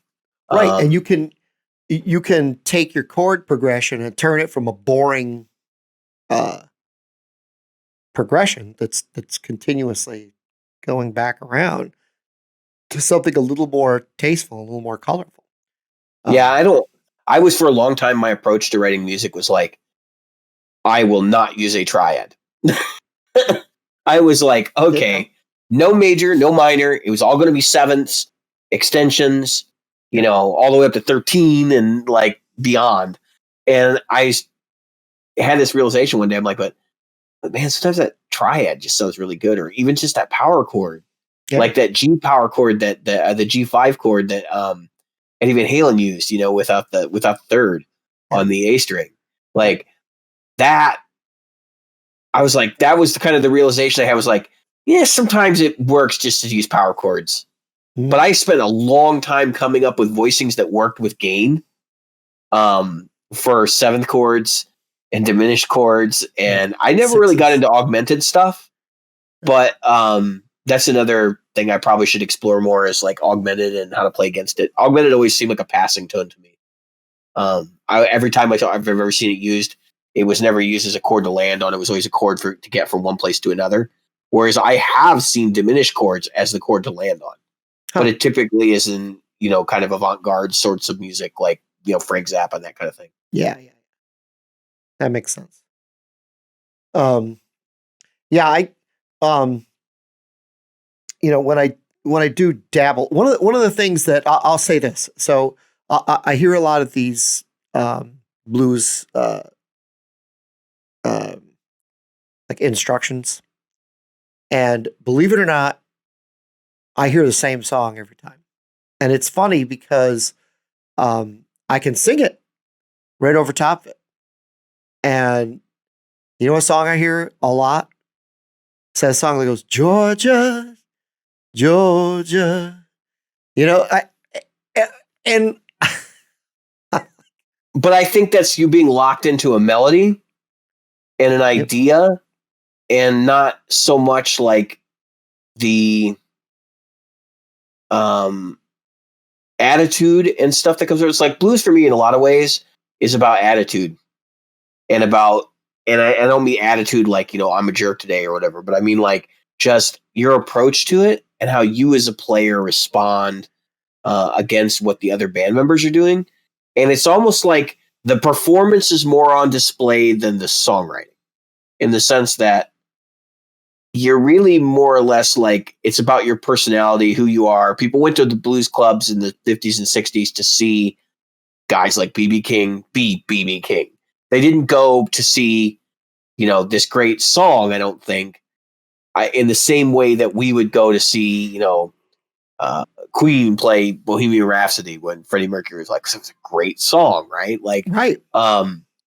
And I think there's a lot to be said about the undervalue of performers in other forms of music, whereas in jazz and blues, it's all about the performer.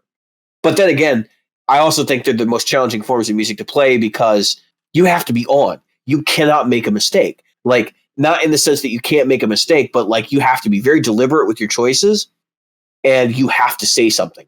You cannot ramble in this form of music. If you want to see people rambling, go to your local blues jam, especially one that has a poor reputation, and watch people, because you'll see people that are just totally inexperienced. And it's not necessarily a bad thing. They need a place to go to get that experience. But it deeply illustrates to you what Jim's talking about, in the sense that, like, oh yeah, when I hear a 12-bar blues, I always hear that same progression. And I always hear it the same way.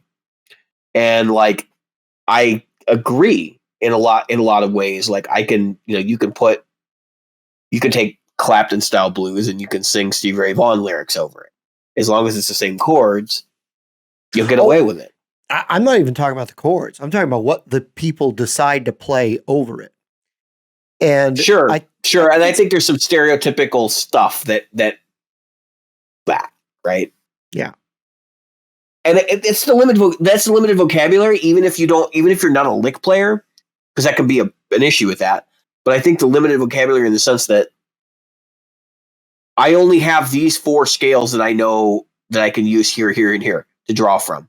And they haven't sought out or even just stopped and like been like, I already have this pantheon of scales I use for other forms of music that I also play that I can take and I can borrow from to make this work.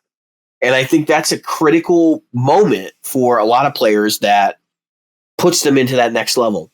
So you watched Mike Mara do his live stream, and like, I'm going to pick on a show listener, but like, that's exactly what I'm talking about. There's somebody who's learned a lot of different stuff and is applying that to what they're doing in the context of that group. And it's like, he doesn't repeat himself. You know what I mean? And I think we all do repeat ourselves to some extent. And I think that also comes from, like, we have our comfort zone, right? We'll play that, you all got your 3 licks that you play every time you pick up a new guitar. It's the same sort of thing. But I think that people who can consciously get away from that and can remember all of the wellspring of information they have at their toolkit can get away with some really crazy stuff, because they can go out and they can say, all right, so I just played this. I'll stop for a second at the end of this, and I want to circle back on something else. But like, they can take that toolkit and they can apply it to. And not everything is a nail. That's what I'm trying to say. When you have a hammer, everything's a nail. But they got more than a hammer. They got saws and ratchets and wrenches and bulldozers, and they know how to use the right tools for the right job. And so the more tools they have, the more jobs they can take on, which means that even in a 12-bar blues context, I can do all these different techniques. And I'm not just talking about phrasing techniques, like where I would consider like tapping to be a phrasing technique, or hammer-ons and pull-offs to be a phrasing technique. But they have just this extra wellspring of, I don't have to play straight chords. I have all these different voicings that I can do. Even the idea of like playing, a B blues in the brute position, for a lot of people, that would be like, you want me to do what?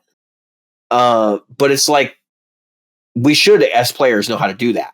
We should learn that, and we should relish that, because those voicings, and this is what Robin Ford teaches. He starts off by doing that, right? Like playing unorthodox blues in the root position. He starts with E. I think he plays it. I think he plays a D in that position, and maybe a G in the root. And the interesting part is that he's showing you like, okay, so we're going to play this chord, and then we're also going to have these other notes that we can just hammer on, or that we can trill against, and do different things to like spice up our rhythm playing. And so it's technically not chordal in the sense that it's still over a G chord, but he's doing some comping that gives it some openness and makes it more character driven. And like I said, I think that's really what the blues is all about, is being character driven. Now, the circle back here is that I'm actually talking about doing a live stream broadcast thing where every week I'll get on and I'll play for an hour. And I don't know exactly how I'm going to do it. One of the things I started to do is I was talking to you. I was like, well, where did you get your jam tracks from? Because I could probably use that. It'll probably be copy left for me if I buy them. And I've actually reached out to a couple of people that I've used their jam tracks on YouTube, and I haven't had any responses yet, but I'm hoping, I know at least one of them is really busy. So I'm hoping I'll get an email back and say, yeah, if you buy it, like, no problem. But I want to get, full sign off, because Twitch is the Wild West right now in terms of the music stuff that's going on over there. But I'm sort of thinking of the angle, if I do this, I want to compose all the music that I play. And for me, that means going back to simpler forms of music like blues. And so I'm like, well, I can do, 12-bar blues backing tracks till I'm blue in the face. I just need like a shuffle. I need, and I can think of it in that way. So it's like a broad strokes kind of approach where I can say, well, I can have a shuffle. I can change the key. I can change the tempo. I can maybe do a new drum track or a new bass track, and it's not going to be super hard for me to build out, 10 or 12 blues songs to help pad out the segments. So I don't have to do an hour of repeat music, and I can't do covers because can't buy sync licenses. So that's a whole other conversation. But there are tons of people doing covers over there too. Maybe we should talk about Twitch for a minute. So that's the new frontier. I discovered it because my wife is a Twitch streamer. She's been for several years. She's been doing a live stream occasionally. And during the pandemic, she started a couple months ago just doing it like super regularly. And I've actually done a couple of live streams with it, just experimenting with it and like seeing what was possible and learning how to use OBS to stream to Twitch. And what I realized was like they have a music streaming section over there, and they've got guys that there's a band that has like this giant stage set up, and they're playing from home every night. And they involve their fans, and the fans can put money in the tip jar, and then they can request a song. Now, here's where it gets really weird. So Twitch is the new frontier. There's no DMCA action, the Digital Millennium Copyright Act action against Twitch yet. They're trying to head that off at the pass. Twitch is owned by Amazon, by the way. They're trying to head that off of the pass by saying, please don't do this, please don't do that. They do have a copyright team that turns off channels that have, violations by playing copyrighted music during their live streams. And Twitch started out primarily as a game streaming platform, which, if you're not familiar with that, it's not a new thing. It's been around for a long time, but the music community over there is pretty small. Like, I've been on and there's been 50 or 60 people on. And then, of course, whoever's watching them. But so I think it's kind of an untapped market. But I'm looking at it and I'm going, all of these people are padding out their sets because they want to do it 4 nights or 5 nights a week and not play the same material over and over and over. So they're playing covers. And Twitch in their rules says, if you're going to play covers, please make sure that you're not saving your videos so that you can rebroadcast them. So don't allow rebroadcasting. But I'm sitting there going, doesn't matter. You've created synchronized material. You are playing someone else's music to a video track, which is then being broadcast. Yeah. That's a sync license. And sync licensing is expensive. To get a cover license, it's like what? Like 3 cents a song or something. It's some stupid low number. And I think to get a license to cover somebody's song is actually relatively inexpensive too, because that's handled by the publishing company. But to get a sync license can be thousands of dollars for one song. And so like that's because Led Zeppelin, for example, which is a great example because they didn't license their music to anybody for the super long time. And then all of a sudden Cadillac was able to secure a license for rock and roll. Yep. And they paid an ungodly amount of money to get access to that song. And like that's where I'm sitting there thinking like this hasn't happened yet. People have not gotten ticked off enough yet in the music industry at Twitch because the audience is kind of small to shut that down. It's chump change. It's not even worth the time and effort right now. Right. But if they ever get to the point where they're desperate enough, which I think that day is probably coming, I'm like, I already put in my Twitch profile bio thing. I'm not playing copyrighted covers because X. And then just basically explain, like, listen, DMCA is the Wild West. Twitch says you can do this. I don't think Twitch is God. I also don't think Twitch is the law. So if you want to do that at your own risk, but please don't request me to play covers. It's not going to happen. Right. And it's not that I have anything against it. Like, I do play covers in a band, but it's not. Listen, I mean, that's just like, that's too dangerous because that's a recorded record, even if it's not being broadcast out or rebroadcast. Like, there's a record somewhere that you did that. I mean, if you're going to pay, like, in a cover band, we play at places that pay ASCAP so that we can perform covers. I mean, you may not realize that's going on when you play at some of these places, but most clubs are paying that. They have a list of scab clubs. You can go look. They actually know at least one of them in the area. And you can get into trouble. I mean, I don't think ASCAP's going to do anything to a band that plays there because they know they got to make ends meet. But they're going to be pissed at the club because the club's not paying the fees. And they're probably suing them behind the scenes or sending them cease and desist letters, at the very least. I know clubs that have been shut down locally because they violated that. They were not paying, and they were actually recording music and reselling it back to the band, which was the funny part. Like, that was the way the court case went. They were doing board tapes and then selling them back to the band for like $7. And of course, everybody did it because it's like, well, hell yeah, I don't want to have to make my own board tape. Yeah, give me yours, But it's like, one of the bands ended up selling their board tape as like a live bootleg thing. Yep. A lot of bands do it. Got them destroyed because they were a Led Zeppelin cover band. And Atlantic Records came in and they sent their lawyers over and they shut that down fast. That place was closed within 90 days. They folded like a lawn chair. Because they were going to be hit with a $150,000 fine. Yeah. One way to put a small business owner out of work is to charge them $150,000 for something that they probably were just ignorant of. Anything. It probably had never occurred to them that, like, hey, we probably shouldn't be recording covers, because we're not paying. And that's not even the sync license. That's the other license.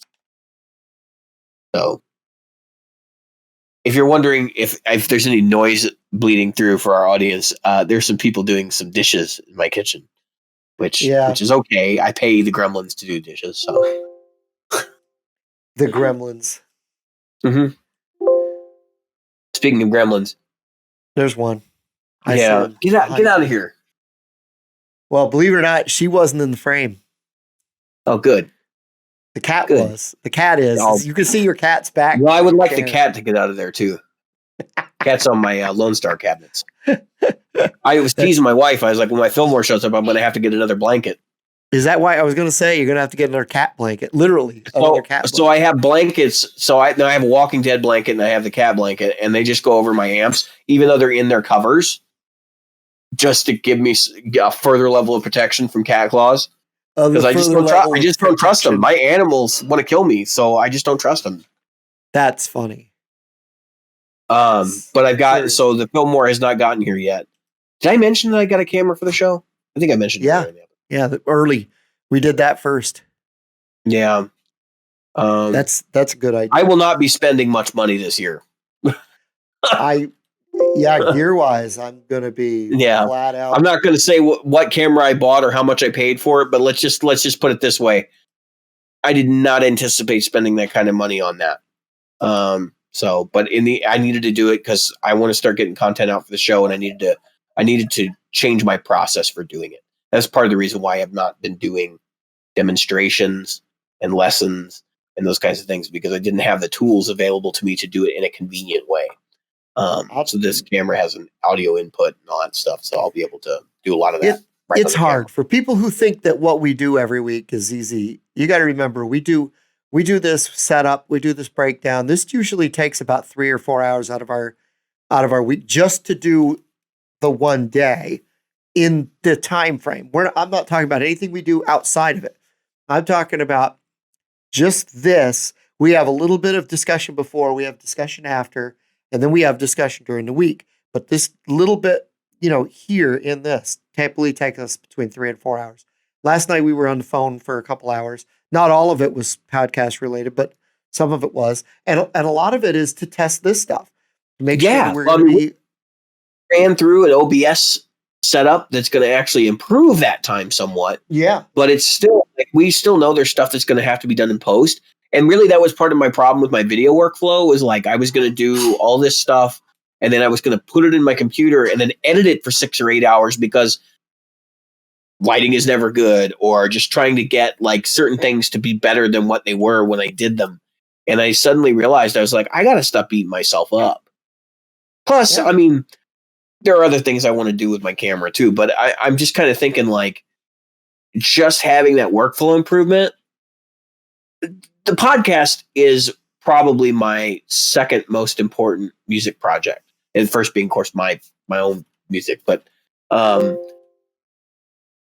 it is more important than my cover band. Let's be real here. I've spent 3 years of my life, or 4 years of my life, helping to build this with Jim, and so I was like, I've always been doing it with hack together setups. I've been using my iPhone for the last year, which, by the way, shooting video on the iPhone is great to a point. There are always issues with this kind of way of doing things, in that when you're shooting a video and somebody's text message comes up and then the app closes and you're like, are you kidding me? Because you forgot to put it on airplane mode. And it's like, why can't the app put it on airplane mode? Because it's sandboxed. So it's well, I can't tell you how many times I've gone to do something like that, and some minor technical detail has cost me 4 hours worth of work. Just something stupid like that. Or my previous camera, I was shooting in 4K at 24 frames, and it just crapped out on me in the middle of it. 7 minutes in, it just stopped recording. And so I did this 30-minute video, and they realized I got 7 minutes of it. And I was like, well, that was a waste of my time. Now, I love the footage I was getting off my iPhone in a lot of cases. But I'm telling you, this new camera, it's going to be much better. It's going to be a lot less of a hassle. Now, the only caveat is I have to learn to use the damn thing, which it's a lot more complex than anything I've messed with. But I know in principle what it all does. It's just finding out where the stuff is. It's like learning a new DAW, and it's not something that I intend to be upgrading frequently. I don't foresee myself buying any more for a very long time. My last camera I had for 8 years. But that being said, this one doesn't have the problems. I was hoping to use the DSLR that I had to do the show. And what ended up happening was the interface that I had for the computer would not support it. And I did some research, and actually the company that makes the interface had an article about it. It basically said, well, the camera shuts off after 15 minutes, which I had experienced, if it's not being handled or used as a battery save feature. It was the early DSLR, or consumer DSLR. And they were back then they were concerned about overheating and stuff. And then the other thing is it is not a 1920 by 1080p output. It is a 1690 by 1080p output, which means that it's actually just taking the screen resolution on the camera and then passing it over, which is what it should do. But because of that, they would have had to crop the camera screen, the camera output, which would have been fine. But it's like, okay, if you're going to crop the camera output, at that point, I was fighting an uphill battle. And I realized this is an 8-year-old camera. It doesn't do some of the things I want it to do anyway. So I was like, you know what? as complainative as I've been, I almost bought that Zoom camera several times because it's got built-in XLR, and I finally just said, you know what, the hell with it. I'm going to go and I'm going to get an approved thing that a lot of people are already using, and I'm just going to pony up the money, and that's what I did. And now I've got to deal with paying it off, but I'm hoping. Well, so I'm thinking big picture. I'm meeting people in bands. I know some people. I've got my Fiverr now, which I don't think I've talked about either. I'll mix your record. If you want me to mix your record, find me on Fiverr. Hit me up in Facebook, and I'll send you to my Fiverr page. I will mix your song per song rate of between $10 and $55, depending on what it is. Right. And most of it's going to be $10 because I'm looking for experience and I'm looking to get my name out there. I'll mix it for you. And so there's the Fiverr thing, and I'm kind of thinking like this would be another way for me to generate some income is to use my camera and go out and shoot bands. I know a lot of bands around here. I could go and, hey, I'll come out and I'll shoot your band. We'll put together a promo video. All I want from you is to pass my name if you like the quality of the stuff I'm doing to somebody else.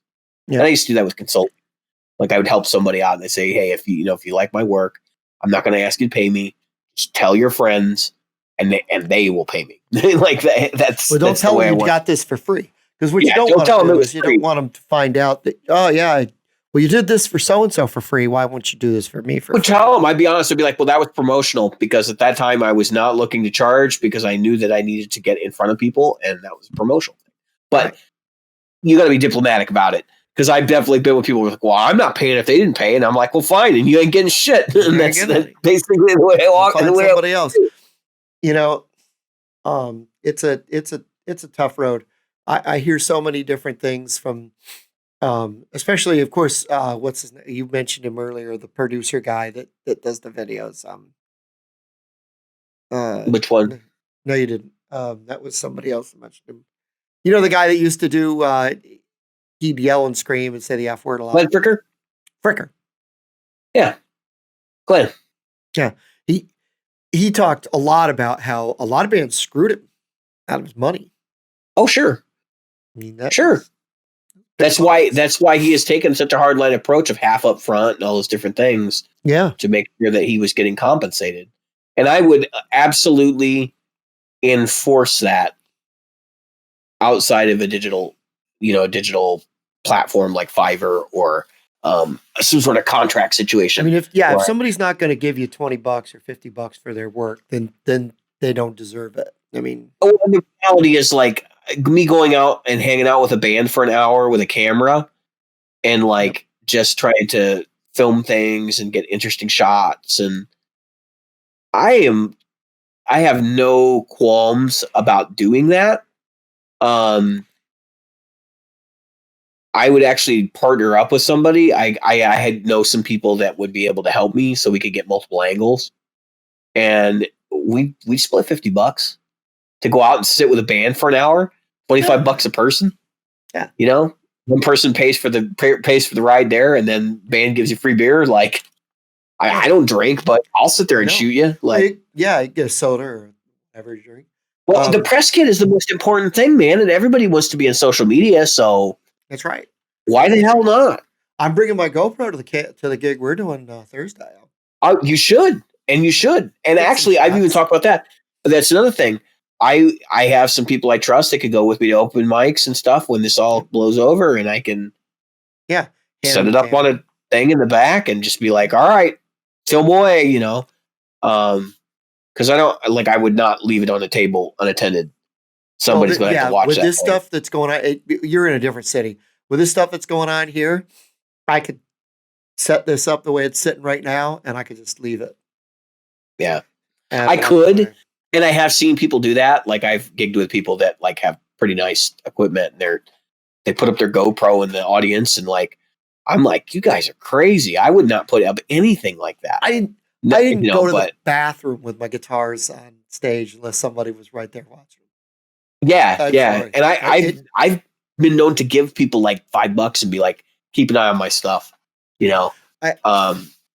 So for this gig, I'm probably going to take the 335 I'm either taking the 335 in the SG or the SG in the Strat, and it's going to be, and I think I have to have my acoustic with me. So it's probably going to, there's no freaking way I'm going to leave that stuff unattended.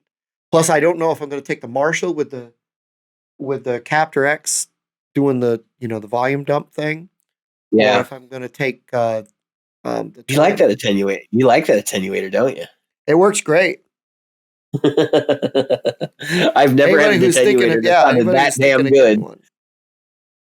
It doesn't work great at the apartment level setting, like the all the way down, but like the second one, that's the one where I leave it. It should be, because you can then crank them up and they don't get so loud on stage that you can't do anything with them. Can't tame it.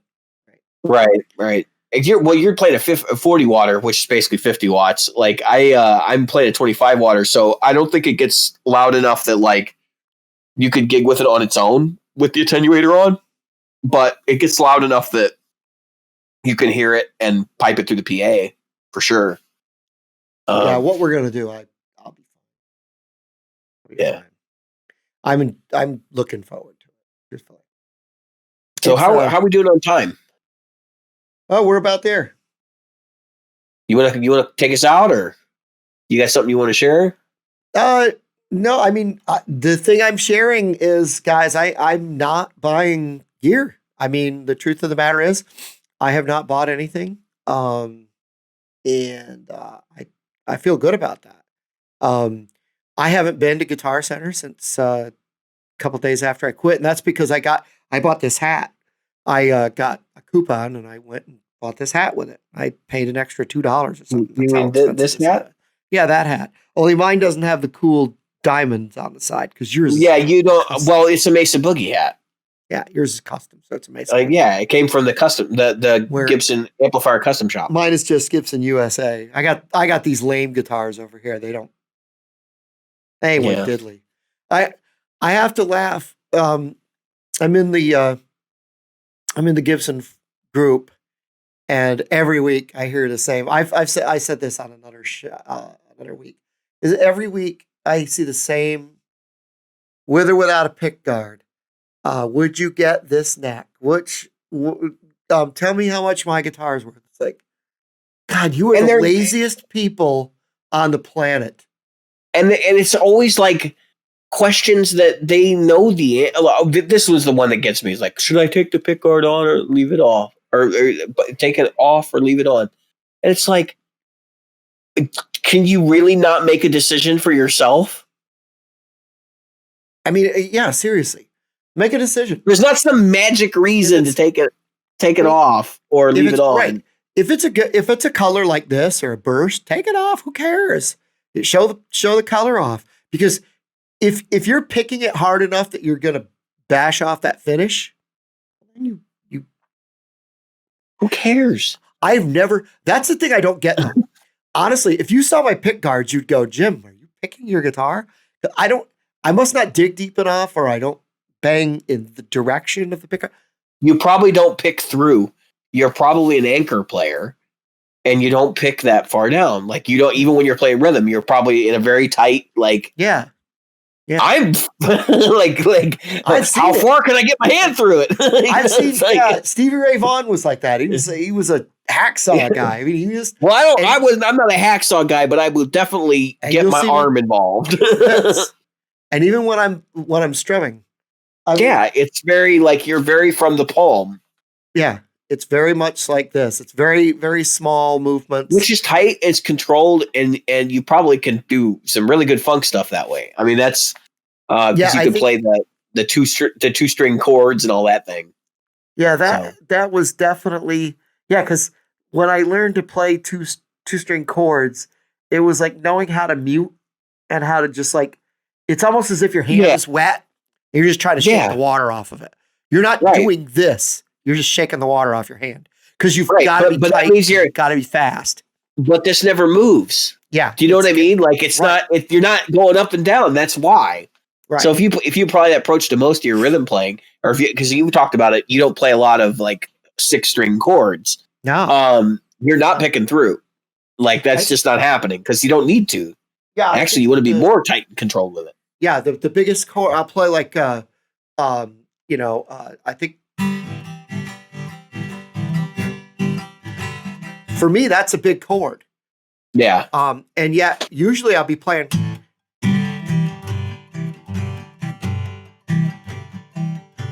I'm not playing,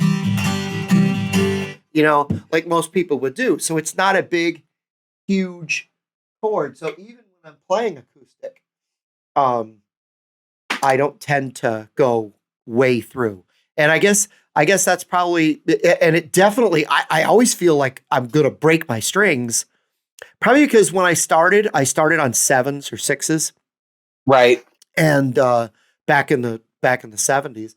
And even on acoustic, I only played I didn't play thick strings. I played like 10s. These are 12s. I've stuck with 12s since, but I played acoustic 10s. And so it's funny, I hear people talk about their quote unquote light strings, and I go, that's not light. When I was a kid, I'll show you what light was. But that aside, I learned not to hit too hard because we didn't have a music store. If I broke a string, it might be 2 months before I could get another one. And so it was a 50-mile drive. And we didn't have money and we didn't travel much. So it was, I'm at the music store, I better buy. That's why I'm a hoarder when it comes to my strings. I have a whole lunchbox. Well, you saw all the strings. We talked about it. Yeah, it was a couple episodes ago. Jim brought out his stack of strings and we were comparing. I mean, it's just like, and I don't need to do that anymore. I can just pretty much any time of day or night go get strings, either from the store or my friends. But because that I grew up like that, I tend to have a bunch of. If you opened any one of my guitar cases, the guitar it's for, it's got 2 or 3 packs of strings in it, and then I've got those. That's yeah. It's the same with picks. I mean, you do too. I got a bunch of picks sitting here on right in front of me. Yeah, I actually don't have a ton of the ones I use, but like guitar string wise, I'm really guilty of just playing them until they finally die. Like mine are the ones on my S500 have been on there for probably 4 months. They've been on since I went to Michigan, so probably November. The Les Paul is probably 3 weeks, 2 weeks. The 335 is when I bought it because the first thing I do is change the strings.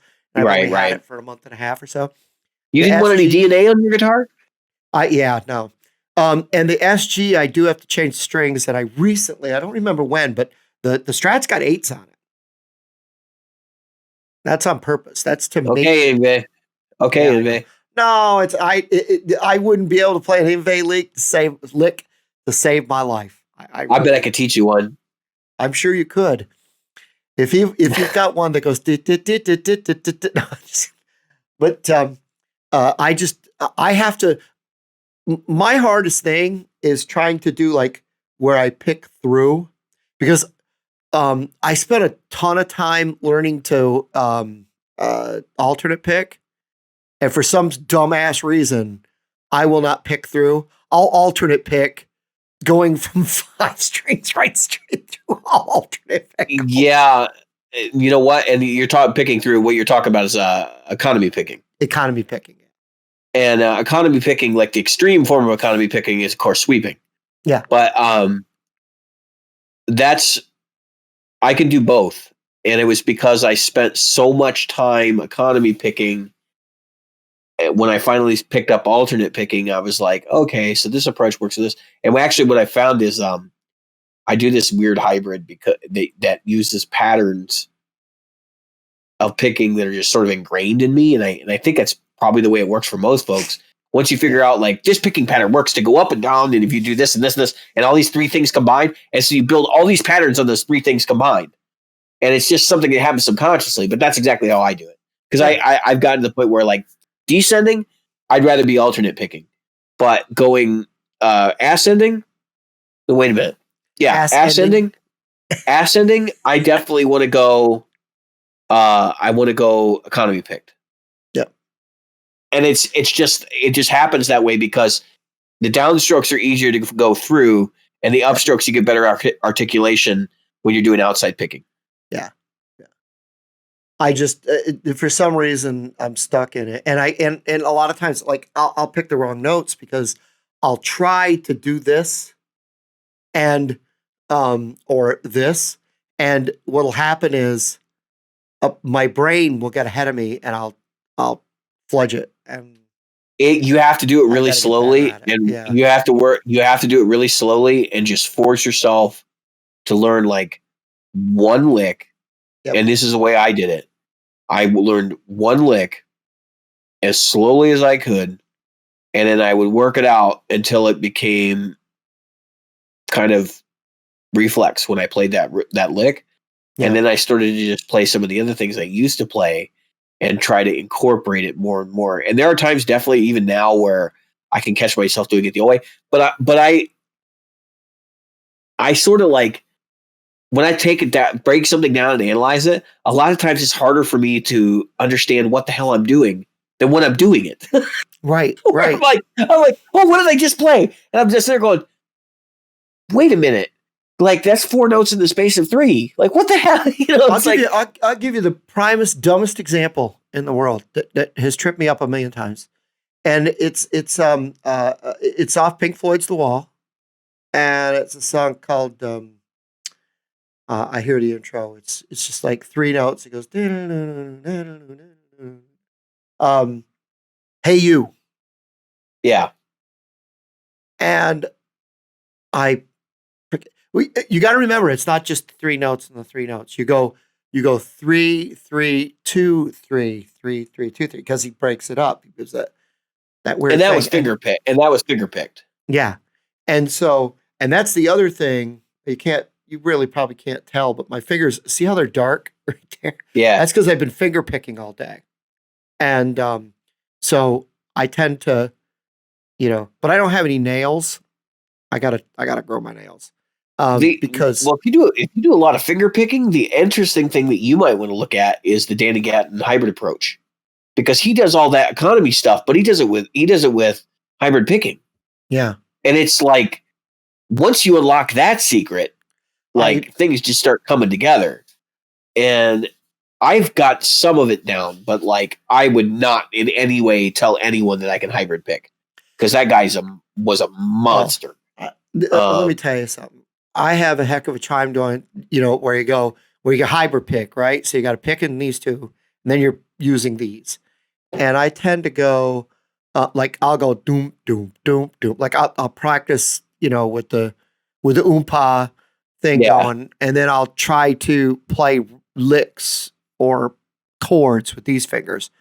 And the problem is I was an anchor player for years. This always sat right on the pick guard, or it sat on the highest string. And so it would only get out of the way if I was playing the high string. So like, because I can. Yep.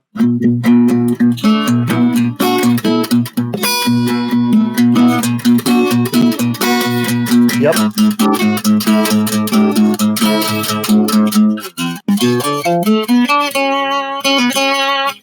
That's one of my songs. I don't know if you got any of that on the episode. Yeah. Oh, yeah. It came through beautifully. That's exactly what I'm talking about. Is where I'll sit and I'll work on stuff like that, because that is where I'm weakest, and I'm not afraid to try something new. So I'm also working in Troy Nelson's or not Troy Nelson. I'm sorry. And not Speed Kills. That's what's his face? That's Badio. Badio stuff is still way too fast for me. Yeah, I would not expect. That's too fast for me. Like, oh my god, it's too fast for what you would need. That's what. Yeah, go ahead. Well, like for me, like when I look at players like that, it's like, oh yeah, they're like technical gymnasts and they can do all this stuff. And I listen, I go, yeah, but do I need that? Like, do I need that ability level to accomplish what I'm trying to accomplish? And that's not necessarily a knock on those guys. I mean, obviously they have better technique than I do, but I just sort of look at it and I go, I can assimilate as much as I can to the point that it's useful. Yeah. And somebody like Badio is not as useful to me as somebody like who's the guy that he's a Yamaha endorsee now, Frank Gambale. Yeah, Gambale. And I see him sort of like similar thing because they have a very specific technical gymnastic. And we had Beatty on the show. I'm not gonna downplay how good that guy is. But I'm just saying, like, for me, I would find more joy in that other approach. Yeah. Well, Bedio is like a classical pianist on a guitar. I mean, that's really what he does. His is more classical, where Gambale is more based in the jazz blues arena. Yeah, and fusion.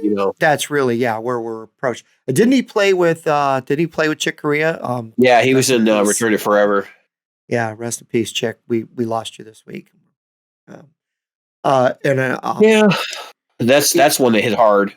Yeah, I'm a big Chick Corea fan. Yeah, so. I was. That one was tough. Troy Stetina, that's who I was trying to think of, and he does. Troy Stetina, yeah, I know. Okay, right. Yeah, Stetina. I don't. Stetina, whatever. Yeah. Anyway, he does speed mechanics. I've got his speed mechanics for lead guitar. I was looking it up to see, and he's got an incredible thing. I'm going to ask him to come on the show. I had his Black Sabbath DVD. Did you really? Somebody gave it to me for Christmas, and I learned so much Black Sabbath from that DVD. I will never forget watching him play it and going, yeah, okay. And it was the first time I watched somebody play and like learned it because I'm like, oh yeah. And I learned a lot of it by ear because even though I could see his hands moving, there was no tab. I wasn't using tab. I was just listening. Yep. I have fond memories of that. Yeah, he's got some great instructional material, and he's back at it. So I think I'm going to reach out to him on Facebook. Yeah. Well, I got that Chris Brooks book too, which he's got a great book in that classical speed strategies for electric guitar. Yeah, we spoke with him. Of course, COVID went down. We spoke with him. Yeah, we had him scheduled to be on, and then it like fell through, and then there was a whole other thing. And like, maybe we can get a hold of him. I wonder what his touring schedule is looking like right now because of the COVID. Yeah, I'm sure that he's a little less. I know he's. I see him on Facebook all the time talking. He's one of those people that we practically had to. I practically had to get on my hands and knees to beg him to come on the show, and it isn't because he doesn't like to do. He wouldn't want to do our show. He just doesn't have promotional time. Like he's busy. He was very busy. So I'd like to get him. There's a few people I'm trying to reach out to. Well, we got at least one guest coming up, don't we? Yeah. We have another guest coming next week. Is a guest coming up. So those of you who are interested, we do have a guest coming next week. I'm not going to spoil. I mean, I'd be fine ruining this day, but okay, go ahead. We got Robert Jackson coming back on the show Robert next Jackson's week. coming back. And he's a funny guy. He's nice. We always love having him on. He's a riot. I actually can't wait to have the interview. I'd like to have Nick back on too, but that's something. I'd like to do a round table of some of our people. Nick and Robert and some folks that we've had before. Oh, and I spoke with Steve Stein. He's cool with coming back. So awesome. I'm going to schedule him, work with him on his schedule, I should say. And I've been asked to reach out to Samantha Fish. So that would be awesome. I would love to have Samantha Fish on the show. I don't know if she has the time available for us now, though. It would be awesome. I've got to reach out to her publicist. I finally found the right people to do. When you do this, folks, it doesn't happen overnight. And sometimes it does, and you just have to be ready for it. And sometimes it doesn't happen at all. Like they just don't want to spend the time. But we actively seek out people. Yeah, we were going to have Nita Strauss on it. We might be able to get her next. She might not be. We could probably have her back on, or we could probably have her on. But I didn't like the way that her publicist treated me. Quite frankly, I'll be blunt. Yeah, it's tough because the publicists who are the people who speak. I shouldn't say for them. They're the defender. They're the defenders. They have to hold the line, and I get that. And I've had some publicists that just stonewall you. There's some people I want to reach out to. There's some really big names. I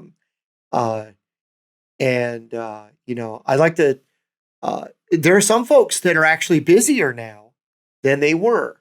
Like Cock is any studio cats right now are really busy. Yeah, that's what I've been hearing. So, and that's a tough one. I'm looking to get Andy Alador on here. I'd like to get him, talk to him. I've been reaching out to him recently, and I'd love to get Greg Koch on the show. I think he'd be just hilarious. If we get back to, if Gearfest happens this year, I will drop a business card in his hands. Well, I'll be there. Make sure that if it happens this year, I'm coming. I'll take a week off and come. I want to make it so that I have time to enjoy it. Sure. Who else? I won't be spending much money. That's for sure. No, I'm not buying any gear, so it's just going to be my travel. This is my year. It might turn into 2 years of no gear. I mean, I've been thinking about, what do I want to do next? And I think I want to dump a lot of money. We've talked about that. And I don't want to do like nickel and dime myself into stuff. I mean, when you think about it. It's easy to it's easy to make small purchases that just run out your bank account to the point where you don't have money to do the actual gear things you want to do. Right. That's why I think pedals are a trap in a lot of ways. I think people fall down that well. And they fall down the well for the wrong reasons. Like, if you know what you're going after, that's one thing. But I do think there are definitely people who get into the pedal buying thing, and they get very focused on, I want to get my drive sound from pedals, but the drive sound they're chasing is an amp drive sound, or reverbs and things like that, because they don't like what's in their amp already. And it's like, well, really what you really want is to find an amp that has a pleasant reverb that you actually like, Yeah. That kind of stuff. Exactly. So yeah, we've got some changes coming up, folks.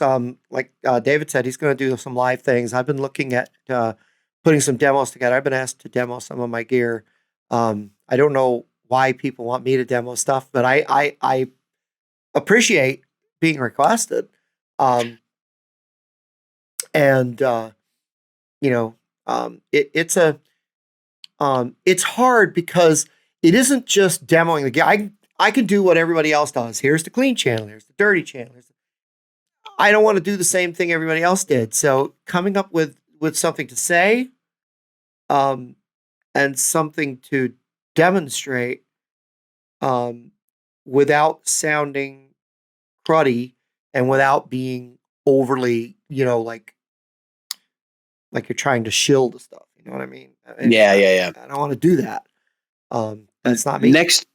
For next week, because we didn't talk about John Potts' thing in the group.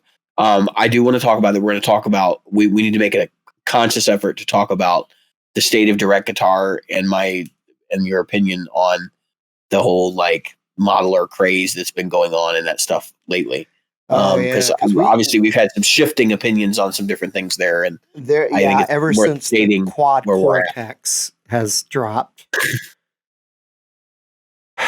I'm not going to say anything. I got another comment on YouTube about the quad cortex and how there's nothing saying that there's any litigation. And I'm going, that's right, and there wouldn't be, because it would probably be in cease and desist letters and negotiations behind the scenes to license the patent. Yeah. So, and that makes sense. Well, hopefully, so yeah, folks, keep us honest. We're like I said, we're working our way towards becoming a little more of a channel, because we've just been doing the weekly thing and putting out spurious stuff. Yep. We want to try to ramp up, but it's all been about the cameras and the other stuff. I looked at a lapel mic today, so I could do some lapel stuff. And the tough thing about lapels is that they you know, it sounds like this. I don't even know if that's coming through, right, but it's just silly, and I hope that we can make it happen. So yeah, I'm confident. Anyway, I've been Jim, and I've been David, and cue the music. Tonight we've been the Practical Guitarists. Yes, we have. Now cue the music. You still cued it over us. It's cute. It's cute music.